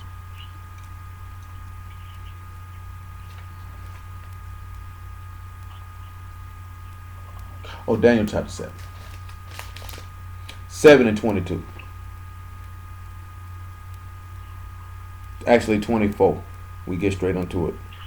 Or 23. Thus he said, the fourth beast shall be a fourth kingdom upon the earth, which shall be diverse from all kingdoms, and shall devour the whole earth, and shall tread it down, and break it in pieces. The 10 horns out of this kingdom are 10 kings that shall arise, and another shall arise after them, and he shall be diverse from the first, and he shall subdue 3 kings. And he shall speak great words against the Most High, and shall wear out the Kadeshim of the Most High, and think to change times and laws. And they shall be given into his hand until the time of times and the dividing of time. But the judgment shall sit, and they shall take away his dominion to consume and to destroy it unto the end. And the kingdom and dominion and the greatness of the kingdom under the whole Shamahim shall be given to the people of the Kadeshim of the Most High, whose kingdom is an everlasting kingdom, and all dominion shall serve and obey him. Now this man just sat back and said, and in verse 21 it tell you the same thing, that same horn that spoke very great things would make war with the Kadeshim and prevail against them. Same thing that's told you in Daniel 8 and 24. He tell you the same thing, that this man will practice, that he shall destroy wonderfully and shall prosper and practice and shall destroy the mighty and the Kadesh people. So you have to understand this. They're not going to kill you because you know you're an Israelite. That's not what's going to happen. They're going to kill you because you stand for the word, because you stand for righteousness. That's what they're going to kill you for. And you have to be ready and prepared for that. Because they know World War III and then that's Jacob's trouble. That's not what the book says. Let's look at that since I said Jacob's trouble. Jeremiah 30. We still looking at Joel chapter 2. Because Ezekiel 38 is a little further down the line. But we're going to tie a part of it in, though, with the nations being angry. Oh, my goodness.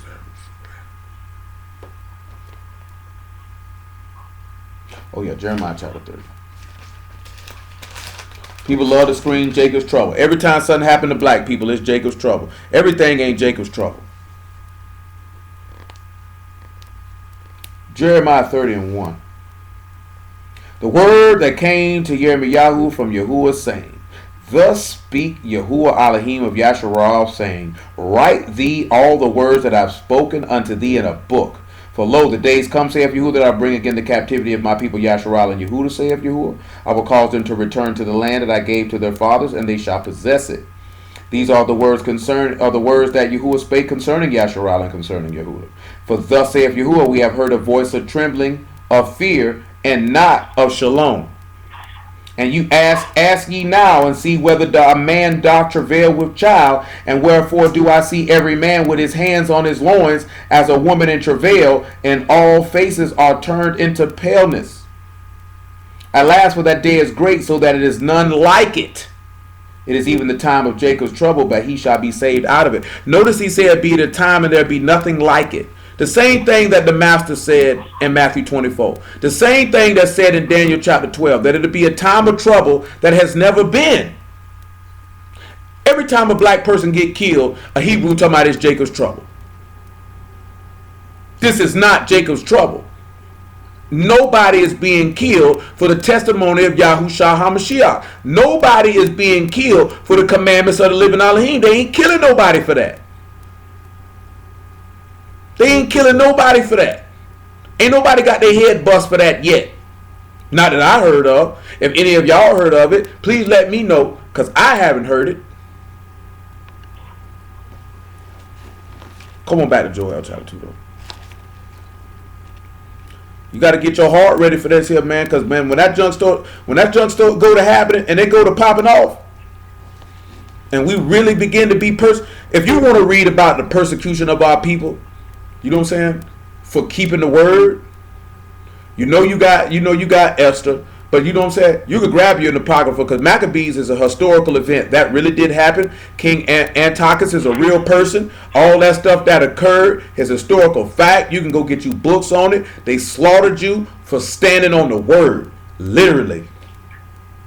Literally. I done read, it's been a while since I read on it. But yeah, they did that though. They killed you because you didn't want to eat pork. They killed you for keeping the Sabbath. They killed you for speaking the name of Yahuwah. They killed you for this. Only thing was there was no testimony of Yahushua at the time. Because this was before him. But they killed you for keeping this man laws. The same way that Haman wanted to do. The same way that those people plotted against Daniel. They said the only way we could get him is through the law of God. We got to get him to try to break it. If we can get him to try to break it, knowing he ain't going to break it, then we can kill him. Because he going against the mandate of the king. You got to be ready for that. You don't need to be worried about no Donald Trump. He ain't no factor. You don't need to be worried about no Kim Jong-il. He ain't no factor. You don't need to be worried about no, whatever that dude named Assad in Syria. He ain't no factor. There are no factors. Those are Gentile problems. Those are heathen problems. That stuff ain't got nothing to do with you. You know what I'm saying? You got to be able to learn the difference between white people problems, Arab people problems, Asian people problems that ain't got nothing to do with you. Because some of that stuff that's their stuff. It's always good to be informed and know what's going on in the world around you. Don't mistake what I'm saying. Just don't take it I'm saying. Just throw caution to the wind and screw what's going on around you. But what I'm telling you is that stuff don't concern you. That stuff don't concern you. We can read about the Assyrians coming to kill us, but they were coming to kill us though. Assad ain't thinking about you. Kim Jong-il, he ain't thinking about you. Go read about Vietnam and see how them Viet Cong was over there talking about black man go home. This ain't got nothing to do with you. We ain't got no problem with you. They had a problem with Caucasians. Them Arab people ain't got no problem with you. Not to that level like they got with these white folk. They just don't fool with you. They don't want to do you no harm though. I just don't fool with you. They ain't trying to kill you. They ain't trying to go to war with you. And niggas ready to stand up and fight for Mr. Charlie. Man, let Mr. Charlie have that all by himself. That's his fight. Let him fight it. Can't fight this man. Fight for him. And you definitely don't need to be worried about Donald Trump. He ain't no factor. Nigga like, oh, we going to FEMA camps now. What? You nigga been screaming. Nigga been screaming we going to FEMA camps since I got out of prison. I've been out of prison 8 years. I could pull you a video of an old white lady asking Bill Clinton about FEMA camps in the late 90s. That's all these niggas worry about, martial law. Where did the book tell you about some martial law? These people going to be persecuting you for your faith. Literally. I'm talking about because you live it. Not because you an Israelite, because you live it. Because you profess the name of Yahuwah by Hashem Yahushua. They gonna persecute you for that. I'm an Israelite. Nigga, they don't care. Niggas say Kendrick Lamar showed courage by saying he was an Israelite. That ain't no courage. Don't take no courage to do that. I'm not black, I'm an Israelite. Where's the courage at in that? The courage we be proclaim this man's name at the risk of losing everything. And not just saying his name, but living it. That's courage. That's taking a stand. Saying you an Israelite is just making a statement. Standing on the word take courage. Because you're going to have to stand up and know that the whole world's going to hate you because of it. He said if the world hated you, know it hated me first. That's courage to stand in the face of opposition and continue to endure. Ain't nobody opposing you because you say you an Israelite. Joel chapter 2, man.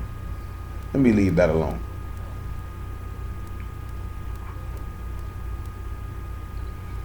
Verse 7. They shall run like mighty men. They shall climb the wall like men of war. They shall march every one on his ways, and they shall not break their ranks. Neither shall one thrust another. They shall walk every one in his path, and when they fall upon the sword, they shall not be wounded. They shall run to and fro in the city, and they shall run upon the wall. They shall climb upon the houses. They shall enter in at the windows like a thief. That's why he say the day of the master like a thief in the night. And you should know that from going back to Egypt.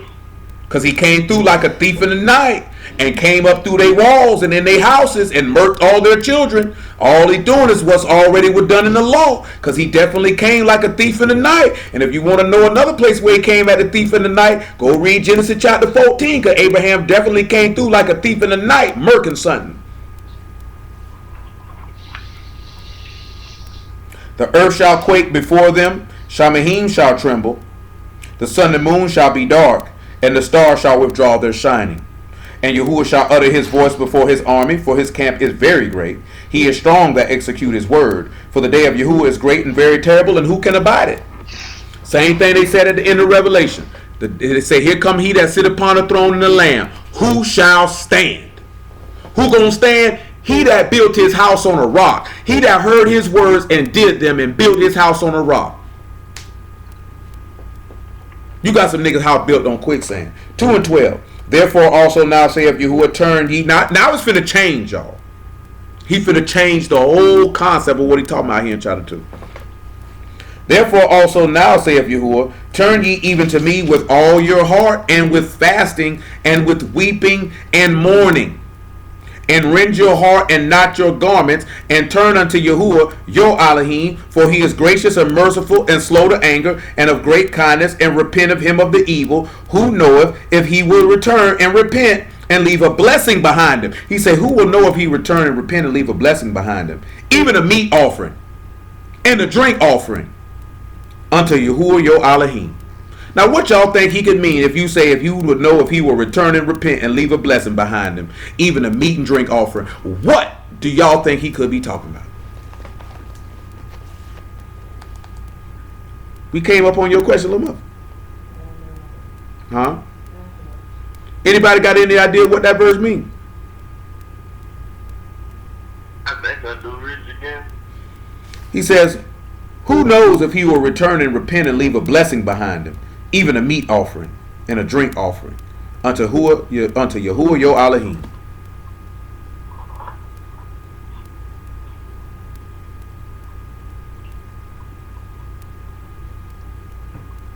Anybody got any idea what this could mean? Are you talking about Passover? That's what he's talking about, man. That's exactly what he's talking about. That's exactly what he's talking about. Now think about that, right? Because remember, the reason why we had to sit back while I'm telling you where you see the transition, you see the change. You see the change in what he's discussing.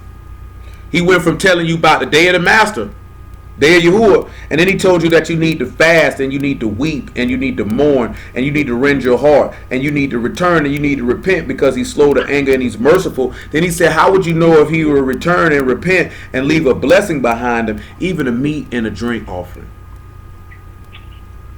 So when you turn around and look at it, we got to sit back and look at it. Okay, he said, this is my blood in the New Testament, which is shed for many for the remission of sins. We just read in Luke 24 when he said the Lamb had overcame to open the seals of the book. Opening the seals of the book, open the Ruach up under you, which is the blessing that he left behind him. His body was the offering which allowed him to resurrect from the dead, because he spilled his blood to bring forth this. Hebrews chapter 8 verse 7. To leave the blessing behind him. That's why I sit there and tell you, you can read a chapter all the way through, and then you see this man shift gears and go to talk, because in this chapter he's talking about 3 different things, and he talking about the latter days and all 3 of them. Because first he talking about the latter time with the son coming back. Then he switches and talk about the latter time, which is the repentance that comes through Mashiach at his death. And then he going to switch and talk about the latter time again when he talk about the giving of the Ruach HaKodesh on Pentecost.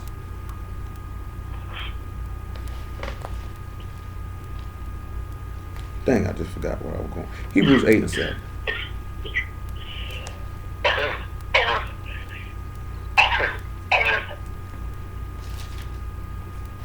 Hebrews 8 and 7.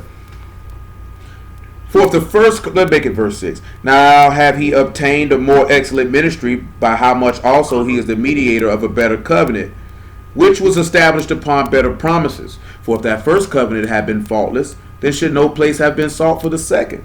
for finding fault with them. He said, behold, the days saith Yahuwah, when I will make a new covenant with the house of Yasharal and with the house of Yehuda, not according to the covenant that I made with their fathers in the day when I took them by the hand to lead them out of the land of Mizraim, because they continued not in my covenant, and I regarded them not, saith Yahuwah. For this is the covenant that I will make with the house of Yasharal after those days, saith Yahuwah. I will put my Torah in their mind and will write it in their hearts, and I will be to them Elohim, and they shall be to me a people.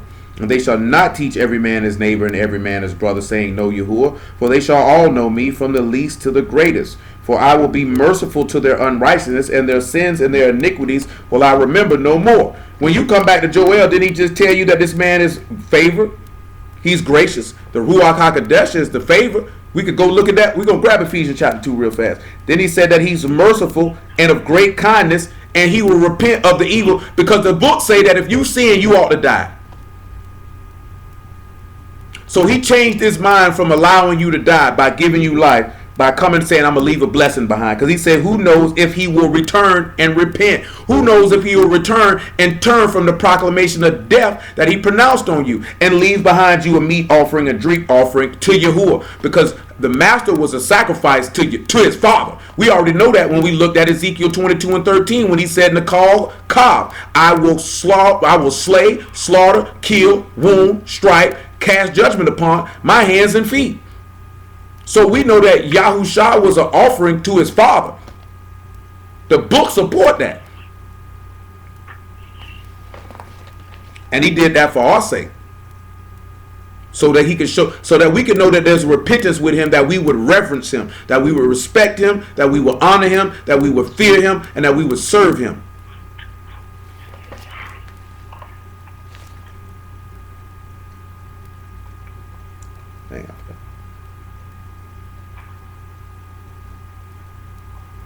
All right, well, Joel 2 and 15. I forgot what I just said too. So if somebody knows what it was, you can say it. I don't remember.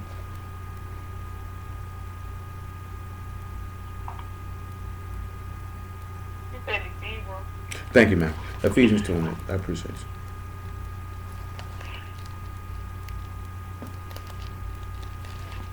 Ephesians 2 and 8. Just so you can see how that he's gracious. That he does something that he didn't have to do.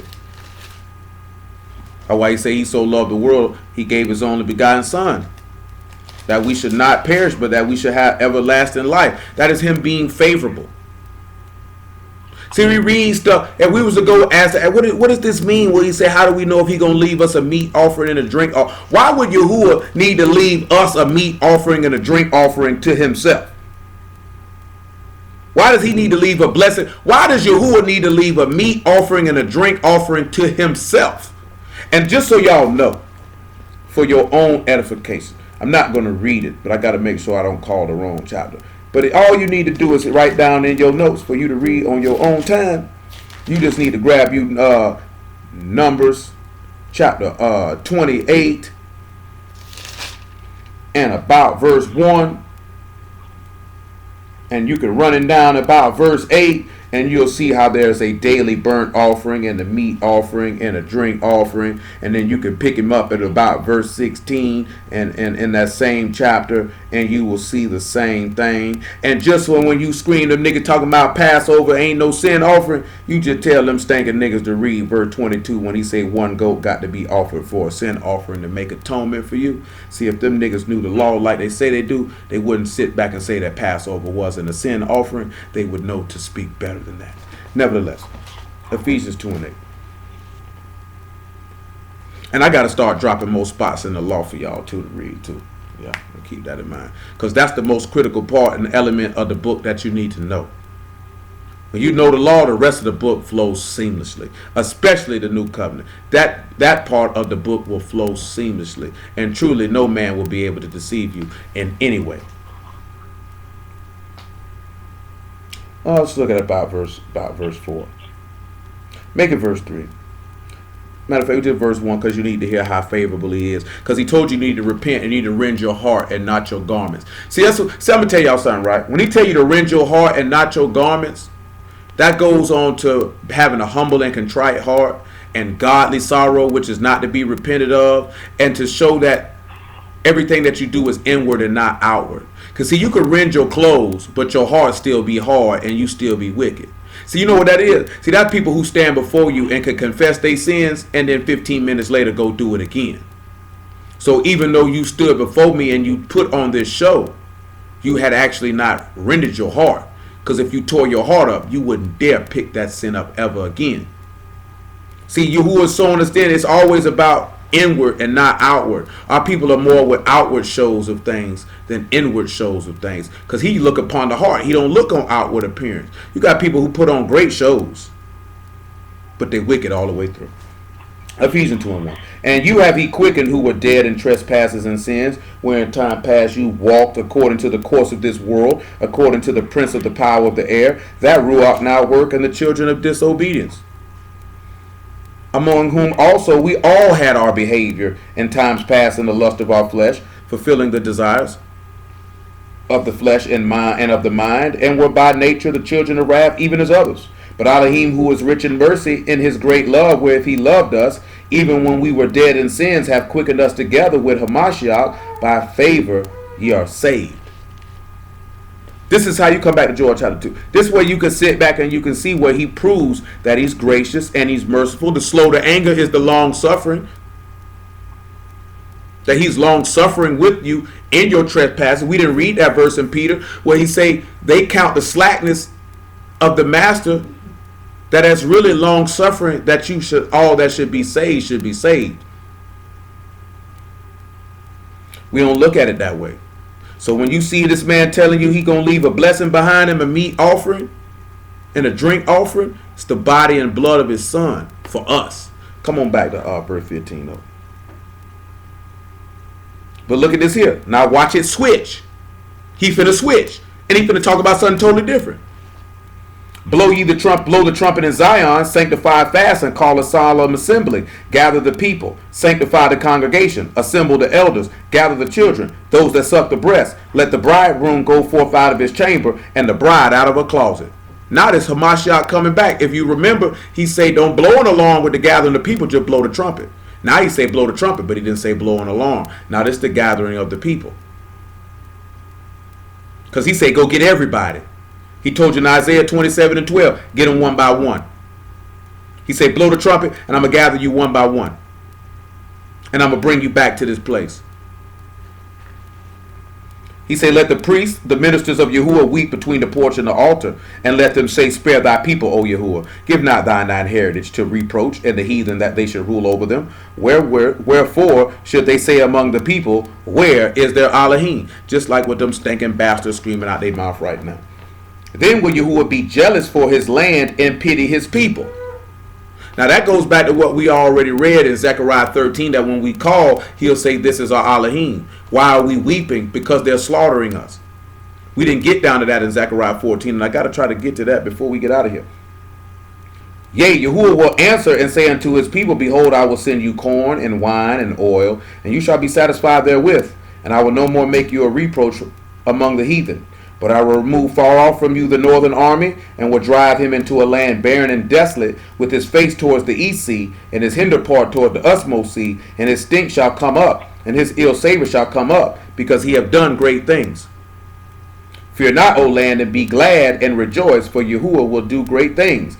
Be not afraid, ye beasts of the field, for the pastures of the wilderness do spring, for the tree bear her fruit, the fig tree and the vine do yield her strength. Now notice when we sit back and we look at this, right? He said he's going to take this army and he's going to push them. Now let's see why he got to say this. Let's go to Revelation 17. Because remember, the nations are angry. And that ties into two different things. Revelation 17 and 15. And after that, Revelation 19. Because again, the book don't tell you about no World War III. These people just going to outright come persecute the Kadeshim, and then they going to gather up to fight the Lamb. That's what they going to do. Now, he did say kingdom will rise up against kingdom and nation against nation, but they've been doing that. America been in a war since this country was founded in 1776. They ain't had a 20-year run. They ain't had no war. You had the Revolutionary War. Then you had like the War of 1812. And I know I'm forgetting many. I know they had a war with France. You had the Civil War. You had World War One, you had World War Two, you had Korea, you had Vietnam. You know what I'm saying? They've been in Afghanistan for 16 years. They've been in Iraq for about 13 or 14. And Iraq ain't had a long run. Well, they ain't had no war because you had the Iraq-Iran war in the 80s, and then you had Desert Storm. And I know I'm forgetting some wars during the 1800 time period. There were quite a few, but they don't talk about them a lot. But I know you had the war 1812. I know they had a war with France. Huh? I can't remember. My mind bad. Revelation 17 and 15. Actually, 17 and 11. And the beast that was and is not, even he is the 8th and is of the 7th, and go into perdition. And the 10 horns which thou saw are 10 kings, which have received no kingdom as yet, but receive power as kings 1 hour with the beast. These have one mind, and shall give their power and strength unto the beast. These shall make war with the Lamb, and the Lamb shall overcome them. He is the master of masters and king of kings, and they that are with him are called and chosen and faithful. That's another aspect that you should always be knowing, somebody who's chosen, that they're faithful. That they're faithful. Faithful. Someone who's faithful, they have a common attribute, and that attribute is consistency. People who are unfaithful are very inconsistent. People who are faithful are consistent because they do the same thing day in and day out. You can count on them. You know what they're going to do. You know what they're going to give you. That is an attribute that is very much overlooked in the world in many, many different avenues of life, period. Is consistency. When I say overlooked, I'm talking about the application of it. Because people recognize consistency, but most people don't recognize it enough to apply it. Because consistency is a sign of faithfulness. That's someone who you can trust because you know what you're going to get from them. You know what I'm saying? You can't get great things out of being inconsistent. Consistency leads to greatness. Inconsistency leads to death and mediocrity. He saith unto me, the waters which thou saw, where the horse sit, are peoples and multitudes and nations and tongues. And the 10 horns which thou saw upon the beast, these shall hate the whore, and shall make her desolate and naked, and shall eat her flesh, and burn her with fire. For Elohim hath put in their hearts to fulfill his will and to agree, and to give their kingdom unto the beast, until the words of Elohim shall be fulfilled. So notice that all these people going to gather themselves to fight this man. Because they don't want to lose their spot. See, when they tell you, right, let me tell y'all something, and I haven't said this in years, now that I think about it. Why do y'all think the nations are going to be angry? What do y'all really think the root of their anger going to come from? Why y'all think they're going to be mad? Why you think they want to make war with the Lamb? What you think their main motivation and reasoning is for that?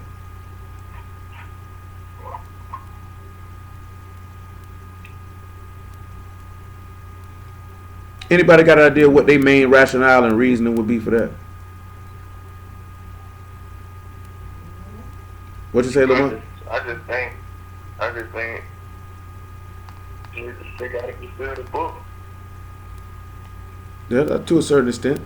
What you say, Lamont? Yeah, they're losing their power.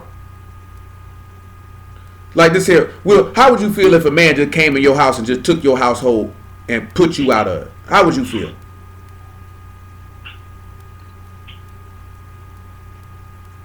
I feel played. You'd be highly upset about it, wouldn't you? Mm-hmm. You want to do something to him, wouldn't you? Mm-hmm. Well, that's how they feel. Because remember what Revelation 11 said. It said the nations are angry. Say the kingdoms of this world have now become Yahuwah's and his anointed ones' kingdoms.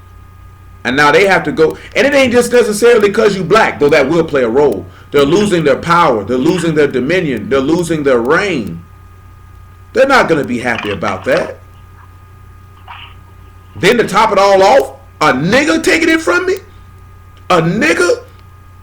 And all these people who he been looking down on, calling monkeys and all this other, and coons and moolies and all this other stuff. All the derogatory stuff we've been doing to these people. Bruh, Robert Kennedy made a statement on what if God was black and we've been doing this man people like this and we got to answer for this. Now I'm paraphrasing because that's not what he said word for word, but he did make a statement along those lines specifically. Like, you might not want to be doing these people like this because they might belong to somebody who gonna want some retribution. You know what I'm saying? Now I'm gonna tell y'all something, man, because we done read it a couple times. But ain't no shame for y'all crying to this man about what these people been doing to you and wanting some vengeance. Luke 18 tell you that. He tell you ought to pray and you ought to always pray and not to faint. But he say he will avenge you and avenge you speedily. But nevertheless, will there be faith when he come upon the earth? He didn't chastise them for crying about what the Egyptians were doing to them. He ain't never sat back and said nothing about why y'all crying to me about take these Philistines down, take these Assyrians down. He'll gladly smash them. It's his great pleasure to do so. But you gonna have to, y'all, we ain't never sat back and realized that he used wickedness to humble us. The wickedness of these people to humble us, that we might turn and repent unto him. We still won't do it. So that's why he got to use this beast to scatter your power and to smash you and to destroy you till you have no choice but to look unto him. This is what these niggas ain't understanding. The whole purpose of everything we got to go through is to get you to look to him. That's why it's better for you to look to him now. That you take the humbling that he giving you through the chastisement and the rebuke you getting now. Before that even comes. Your whole purpose of being in captivity was for you to look to him. Your whole purpose of everything you went through in your lifetime from the day you were born to this very minute was for you to look to him. The whole duty of man is to fear Elohim and keep his commandment. So if you chosen, everything you went through was to get you to this moment that you in right now, that you look to him in every single solitary aspect of your life, and that he come first in everything, not when it's convenient for you. That he come first. That's why niggas fold up their tents, because he don't come first. So when the temptation come, or the tribulation come, or the persecution come, they offended and fold, because he never came first. If he come first, you don't fold. If he comes second, you fold or you compromise.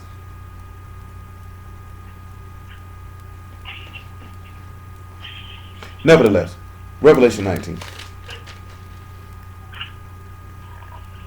19 and what it is, man? 19 and 19. I gotta speed it up. It's 11 o'clock. We about 2 hours in. I might got about another 20 minutes. We'll at least finish Joel 2, and I get bits, hopefully, Ezekiel 38. We won't get Joel 3 today. I mean, I think we should have known that. Those are very long chapters. All, well, 3 out of 4 are. Joel chapter 3 ain't that long. But Ezekiel 38 and 39 are long. And there's a lot of information contained in all of them. And I think it's because we spent a few minutes dealing with that latter time subject. But it's something in Daniel 12 that I want to hit before we slide out of here, though. And I saw the beast and the kings of their rats and their armies gathered together to make war against him that sat on the horse and against his army. And the beast was taken, and with him the false prophet that wrought miracles before him, which had deceived them that had received the mark of the beast and them that worship his image. And these both were cast alive into the lake of fire, burning with brimstone. And the remnant were slain with the sword of him that sat upon the horse, which sword proceeded out of his mouth, and all the fowls were filled with their flesh. Because he told them, come on to the sacrifice. And when we get to Ezekiel 39, you'll see that. He told them, come on to the sacrifice that I had prepared for you. I got some meat for you. He turned the birds into priests. Say, you know what? I got a sacrifice for y'all to eat. Come partake in it. That's what he gonna do to these people, and let the vultures eat on these people's bodies, and that's just a fair and just punishment for them. But do you know how bold you got to be to fight God? You know how retarded in your brain you got to be to think you can beat the person who created you? Come on back to Joel chapter 2. But you know what's funny though? We think we can beat him when we out here living any kind of way. You think you can get over on him and beat him. Think you can outsmart him. That's our biggest problem. We think we can outsmart our maker. Because most of y'all, when y'all were young, you tried to outsmart your parents and be slick in everything that you did. And you still doing that, trying to outsmart your true parent, your true father. You trying to outsmart him, but you can't outsmart him. He made you. He just sitting back laughing at you. Verse 23. He said, "Be glad then, ye children of Zion, and rejoice in Yahuwah your Elohim. He hath given you the former rain moderately.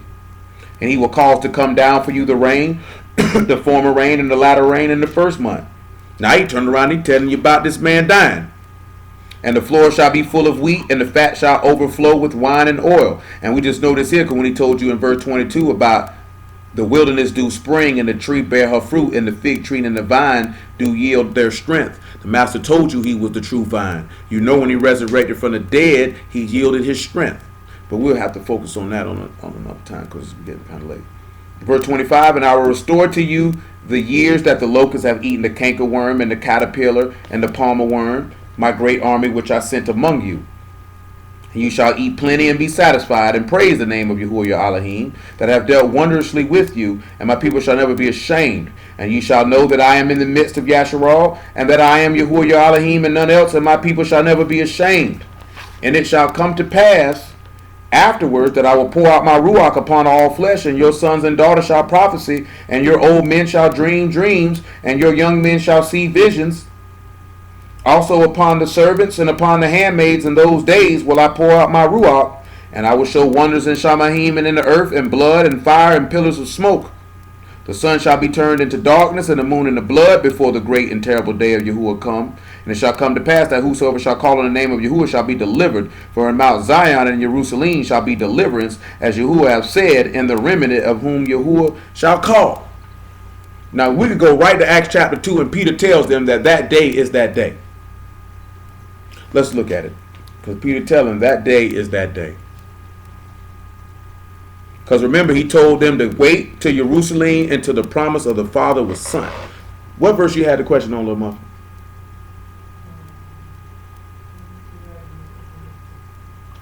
It was verse 16. Was your question satisfied? Let me see. You talking about to gather the people? Yeah, that's like literally when he come get us. When he say the bridegroom go forth out of his chamber, y'all, guys, you know that his chamber should be Shamahim. Notice when you think about those parables, when he talking about like Matthew 25 and all that type of stuff, that's where that stuff come from.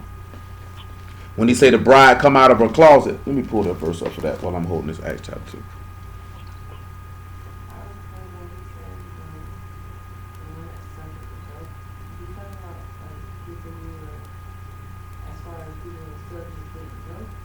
No, he was talking about like women who was literally have kids to nurse or to suckle. That's what work. You're not like you got baby. You know, you got to pick babies in the word. You could take it both ways, but this on the natural level, he talking about like you got some women breastfeed and all. Go get everybody.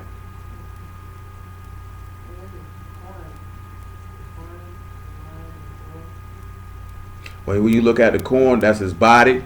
Because remember, he said he the manna. The wine is his blood, and the oil is the ruach, and you'll be satisfied with it, and no more will there be sin upon you because of that. But I'm trying to look at this verse out of bride out of her closet. That word for closet is the chamber room or divine protection. The word is cuppa. But when you look at the bride coming out of her closet, when he say the bride has made herself ready, we coming up out of captivity because the bridegroom coming to get his wife. Hamashiach coming to get his wife. Just like what Jacob said, give me my wife. My time is complete. Let me get my wife. I need that. I need that right now. What is it? Acts chapter 2. Golly, that's so great. 2 and about verse 14.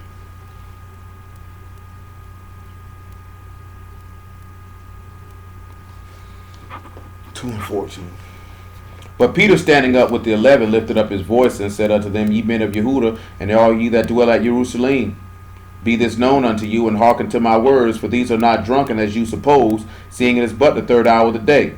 But this is that which was spoken by the prophet Joel, and it shall come to pass in the last days, saith Elohim, I will pour out my ruach upon all flesh, and your sons and daughters shall prophesy, and your young men shall see visions, and your old men shall dream dreams. And on my servants and on my handmaidens will I pour out in those days of my ruach, and they shall prophesy. And I shall show wonders in Shamahim above, and signs in the Arats beneath, blood and fire and vapor of smoke.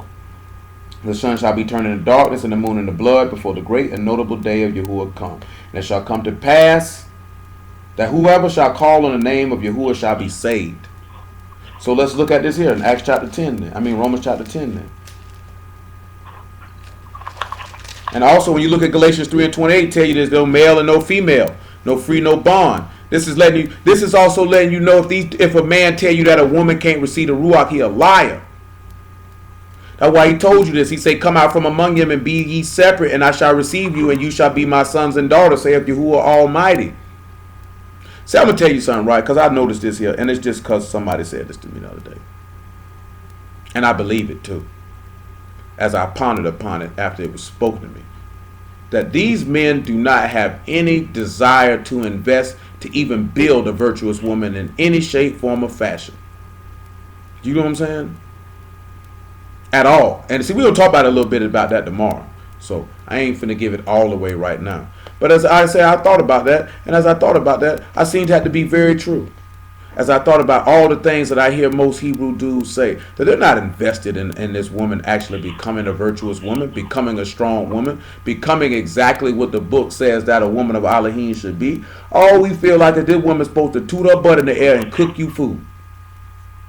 And that makes her virtuous. That doesn't make that woman virtuous. Do you not know if you could have the ability to strengthen that woman, that if you get weak, she can be a helpmeet like she's supposed to be? What good is it for you? Now, I'm going to be honest with you, right? If a woman weak, ain't nothing you can do to make her strong if she doesn't have a desire to be strong. Just like there's nothing you can do to make a man strong if he don't have no desire to be strong. There's nothing that you can do about that. You know what I'm saying? You could take all the time out in the world to strengthen them up and build them up and guide them and get them where they need to be at. But if it's not in their heart to do it, they're not going to be able to do it. But if it's in their heart to do it, and so we're going to talk about that a little bit tomorrow. If it's in their heart to do it, as a man, you're supposed to assist that woman in that endeavor. Now, of course, you can't teach her how to be a woman because you're not a woman. You know what I'm saying? You can show her elements of the word of upright women and their behavior, but it would take an older woman to show her the certain things that a woman is supposed to do. It's the same token that woman can't teach no boy to be no man by reason of the fact that she is not a man. You know what I'm saying? So don't sit here and let no man, I'm not telling you that no man can teach a woman how to be a woman, because that's going to be impossible. But he can build her up to be a virtuous woman in the aspects that a man could be able to do that. You're supposed to be invested enough in that woman to do that if you say you love her, if you say you care about her.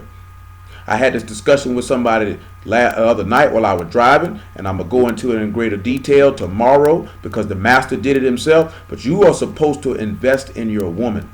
That's what you're supposed to do. If you any type of man, that's what you're supposed to do. And she's supposed to come before you. If you say you in Mashiach and you follow his example, she's supposed to come before you. Because she's a gift to you, and you're supposed to treat her as such. And if you do that with her, she'll reciprocate it back, and you can get a lot more accomplished in a faster time. I ain't talking about that kissing her behind and giving her everything she wants. I'm talking about literally investing in that woman. There's a difference. And your Elohim did that. He invested in his woman. He did that. Literally. Do you know what I'm saying? We ain't talking about no simp stuff now. We ain't talking about simping. Don't get that confused. We ain't talking about no simping. We talking about literally. Because see, if you got you a good woman, if you got you a strong woman, you'd be a fool not to invest in her.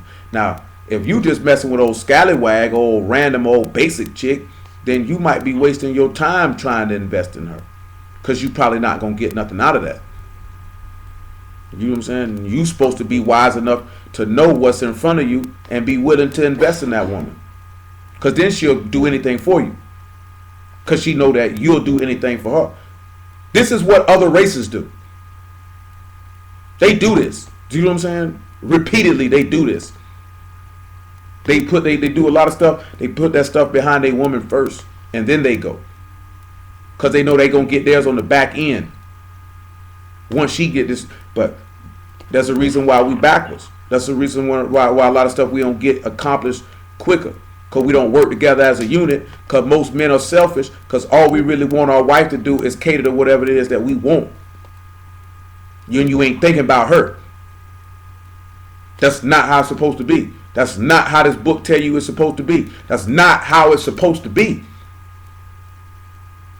It ain't about you. She's not your personal slave.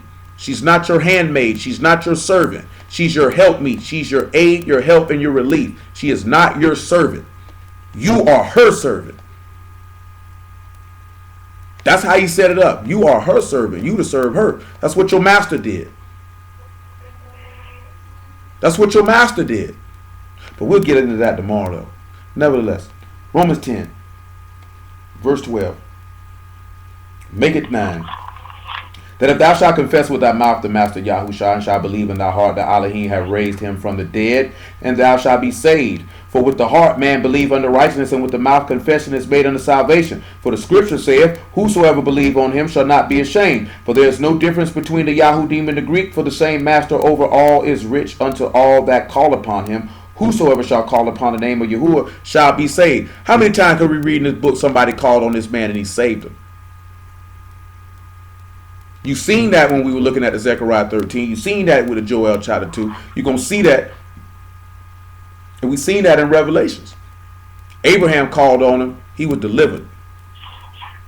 Isaac called. He was delivered. Jacob called. He was delivered. Joseph called. He was delivered. Did he call? And you got to look at now. It's not an instantaneous thing. David called. He was delivered. All these things were pointing to you. Job called. He was delivered.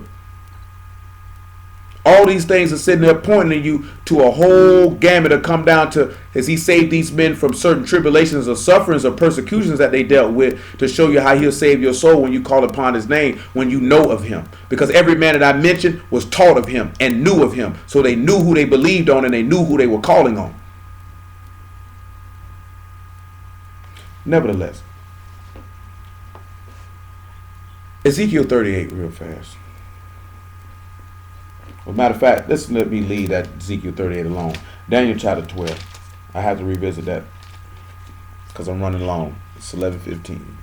It's 11:15. It's Daniel chapter 12. That would help if I was in Daniel 12 and not Ezekiel 12. We might be able to get something done. Daniel 12 and 5. Then I, Daniel, looked, and behold, there stood other two, the one on this side of the bank of the river, and the other on that side of the bank of the river. One said to the man clothed in linen, which was upon the waters of the river, how long shall it be to the end of these wonders? And I heard the man clothed in linen, which was upon the waters of the river, when he held up his right hand and his left hand unto Shamahim, and swear by him that live forever, that it shall be for a time and times and a half, and when he shall have accomplished to scatter the power of the Kadesh people, all these things shall be finished. And I heard, but I understood not. Then I said, O my master, what shall be the end of these things? And he said, Go thy way, Daniel, for the words are closed up and sealed till the time of the end. And many shall be purified and made white and tried, but the wicked shall do wickedly. But the wicked shall do wickedly. And none of the wicked shall understand, but the wise shall understand. Who do y'all think that man is that was in this fine linen? Who are these two people talking? Who has any idea who are these two people who are talking?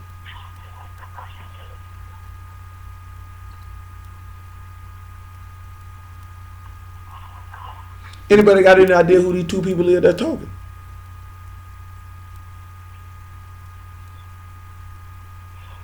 Don't nobody got an idea who these two? Somebody got to know who these two men was who were talking. Son of man. Indeed. Let's look and see. Because he said that this man was clothed in fine linen. Let's look at Daniel chapter 10. Let's look at Daniel 10 and 1.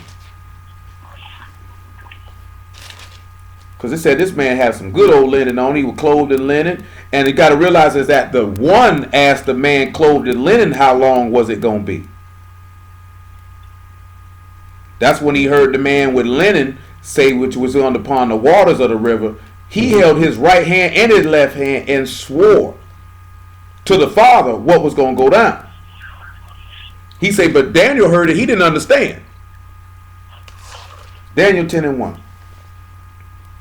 In the 3rd year of Cyrus, king of Persia, a thing was revealed unto Daniel, whose name was called Belshazzar. And the thing was true. But the time appointed was long. And he understood the thing and understood and had understanding of the vision. And in those days I, Daniel, was mourning 3 full weeks. I ate no pleasant bread, neither came flesh nor wine in my mouth, neither did I anoint myself at all, till 3 weeks were fulfilled. 3 whole weeks were fulfilled. And the 4th and 20th day of the 1st month, I was by the side of the great river, which is Hiddekel. So hold on, let me pull that. He said he was at this great river. Notice that it also seen that he seen these men by a great river. That's what it said. One second, because I'm trying to make sure what my mind thinking on. And that is rapid. And does anybody know why this river that he see this man standing on is important? Why is this river, this great river, which is Hiddekel, important? Anybody know why this river is important? You got a clue of it in Joel chapter 2 why this river is important.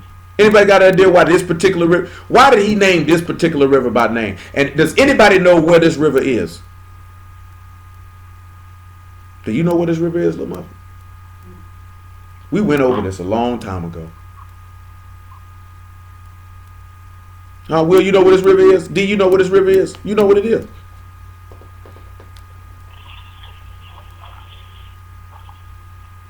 I mean, is that what battle's gonna take place? Let's look at Genesis chapter 2 so you can see what river this is.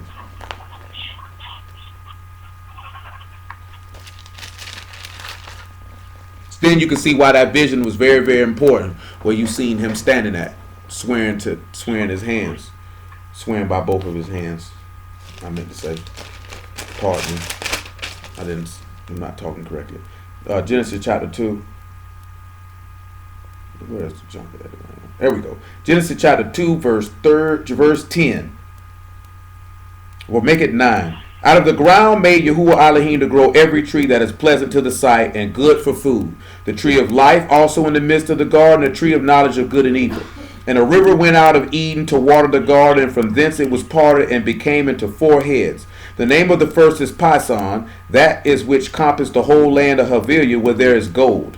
And the gold of that land is good, and there is bdellium in the onyx stone. And the name of the second river is Gihon, the same as that compassed the whole land of Ethiopia. And the name of the third river is Hiddekel, that is which go towards the east of Assyria. And the 4th river is the Euphrates.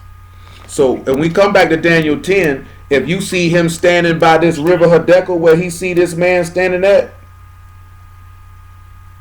he's standing in the Garden of Eden. Or the paradise of Elohim. That's where he's standing.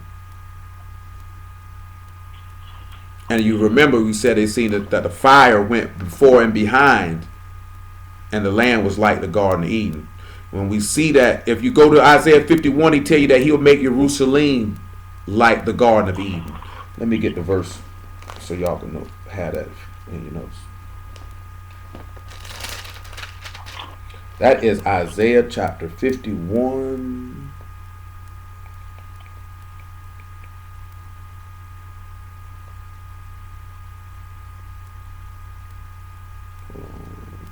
I'm looking right at it too. I know that I am. Verse 3. Yahuwah will comfort Zion and make her wilderness like Eden and her desert like the garden of Yahuwah. And remember, as in earth as it is in Shamahim. So he's getting a vision. He's seen a man clothed in linen by banks of a river in Daniel 12, but he had already had a vision in Daniel 10 of seeing this man. And when he seen this man, he was at this particular river, which is the river which is in the Garden of Elohim. Daniel 10:5 though. Then I lifted up my eyes and looked, and behold, a certain man clothed in linen, whose loins were girded with the fine gold of Uphaz. And his body was like the beryl, and his face as the appearance of lightning, and his eyes as lamps of fire, and his arms and his feet in color to polished brass, and the voice of his words like the voice of a multitude. And I, Daniel, alone saw the vision, for the men that were with me saw not the vision, but a great quaking fell upon them, so that they fled to hide themselves.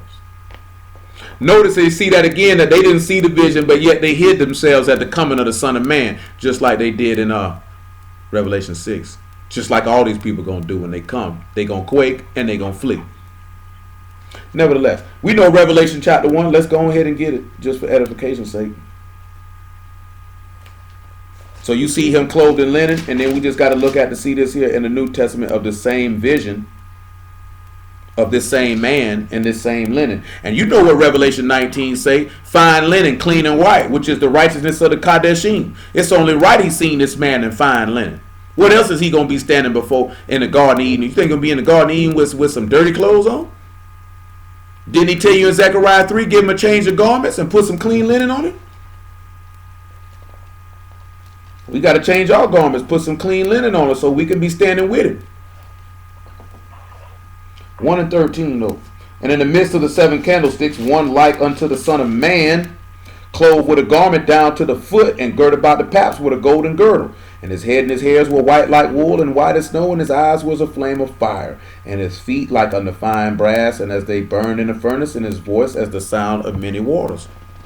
So when we come back to Daniel chapter 12, we clearly see that this man who's standing on these banks is that he heard Hamashiach speaking to a Malachim. When this Malachim was asking, how long will it be for these wonders to be complete? Why is this Malachim asking this question? Matthew chapter 13 and then 1 Peter chapter 1. Because remember, the books were sealed, so they didn't know. How would they know? They didn't know what was going on. They wondered, well, how long it's going to take, what it's going to be. They don't understand. Daniel don't understand. Nobody understands. Nobody but the Son. Matthew chapter 13, my bad. And verse 16. But Baruch are your eyes, for they see. And Baruch are y'all eyes, for they see. And Baruch are and your ears, for they hear. For truly I say unto you that many prophets and righteous men have desired to see those things which you see, and have not seen them, and to hear those things which you hear, and have not heard them. Daniel wanted to hear what you hearing right now and didn't hear it, and wanted to see what you saw and didn't see it. 1 Peter chapter 1.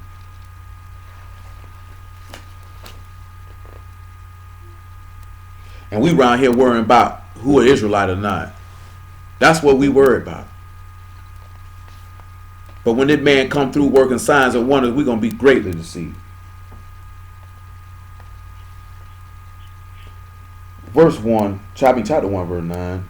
Receiving the end of your faith, even the salvation of your souls, of which salvations the prophets have inquired and searched diligently, who prophesied of the favor that should come unto you, searching what manner of time the Ruach of Hamashiach, which was in them, did signify, when it testified beforehand the sufferings of Hamashiach, and the esteem that should follow. And unto whom it was revealed that not unto themselves, but unto us they did minister the things which are now reported unto you by them that have preached the gospel unto you with the Ruach HaKadosh sent down from Shamahim, which things the Malachim desire to look into. And you seeing that in Daniel chapter 12, that this Malachim was desiring to look into these things. He was wondering. But that man that was clothed in linen, which was upon the waters of the river. Remember, the master told you in Matthew chapter 5, don't swear by Shamahim nor their rest. Yet he raised up both of his hands and swore unto Shamahim, and swear by him that live forever. Why? Because you know Hamashiach said that he is the faithful and true witness. Therefore, it was no problem for him to do it. And he told you when the time of the power to accomplish the sky, the power of the Kadesh people, that all this would be finished. Just like he told you in Matthew chapter 24. But I want you to sit back and I want you to put in your information. Y'all get the time so you can see the banks of the rivers. I know it's been a while since we talked about that, but I want you to go get y'all and read y'all Ezekiel 47. I want y'all to get y'all Ezekiel 47.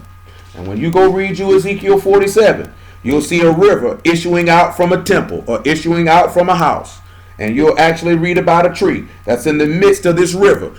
Just like you read in Genesis chapter 2. Just like you see in Daniel chapter 12, that this man clothed in linen is standing on this banks of this river. And then we'll end that with Revelation 22. And if you go read you Ezekiel 47 along with Zechariah 14 and 9, you'll get the total picture that was Yahushua HaMashiach that he heard telling this man this. And then that's pointing us to something else, which we'll deal with, y'all willing, at another time. To revisit, because some of this stuff I do have to keep in remembrance that we do need to stir your minds up by way of pure remembrance, like Peter stated, on things that we done went over in the past, versus just, let's constantly do something new, Sometimes we got to revisit stuff that we done already done, so you can remember it. Because sometimes stuff fall out your mind. There's a lot of stuff to process. Ain't nothing wrong with that. Revelation 22 and 1 says, and he showed me a pure river of water of life, clear as crystal, proceeding out of the throne of Elohim. And in the midst of the street of it, on the either side of the river, was there the tree of life, which bare 12 manner of fruits, and yielded a fruit every month, and the leaves of the tree were for the healing of the nations. But before we conclude, let me finish with this Revelation chapter 2. Let me make sure that's the verse I want.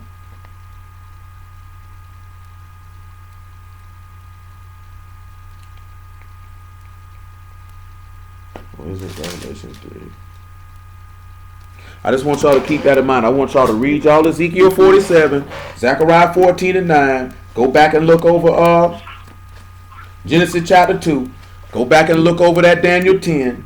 Go read that Daniel 12 again. And you're going to see that is the Garden of Eden. No, that's the Paradise of Elohim. Revelation 2 and 7. He that have ear, let him hear what the Ruach saith unto the synagogues. To him that overcome will I give to eat of the tree of life, which is in the midst of the paradise of Elohim.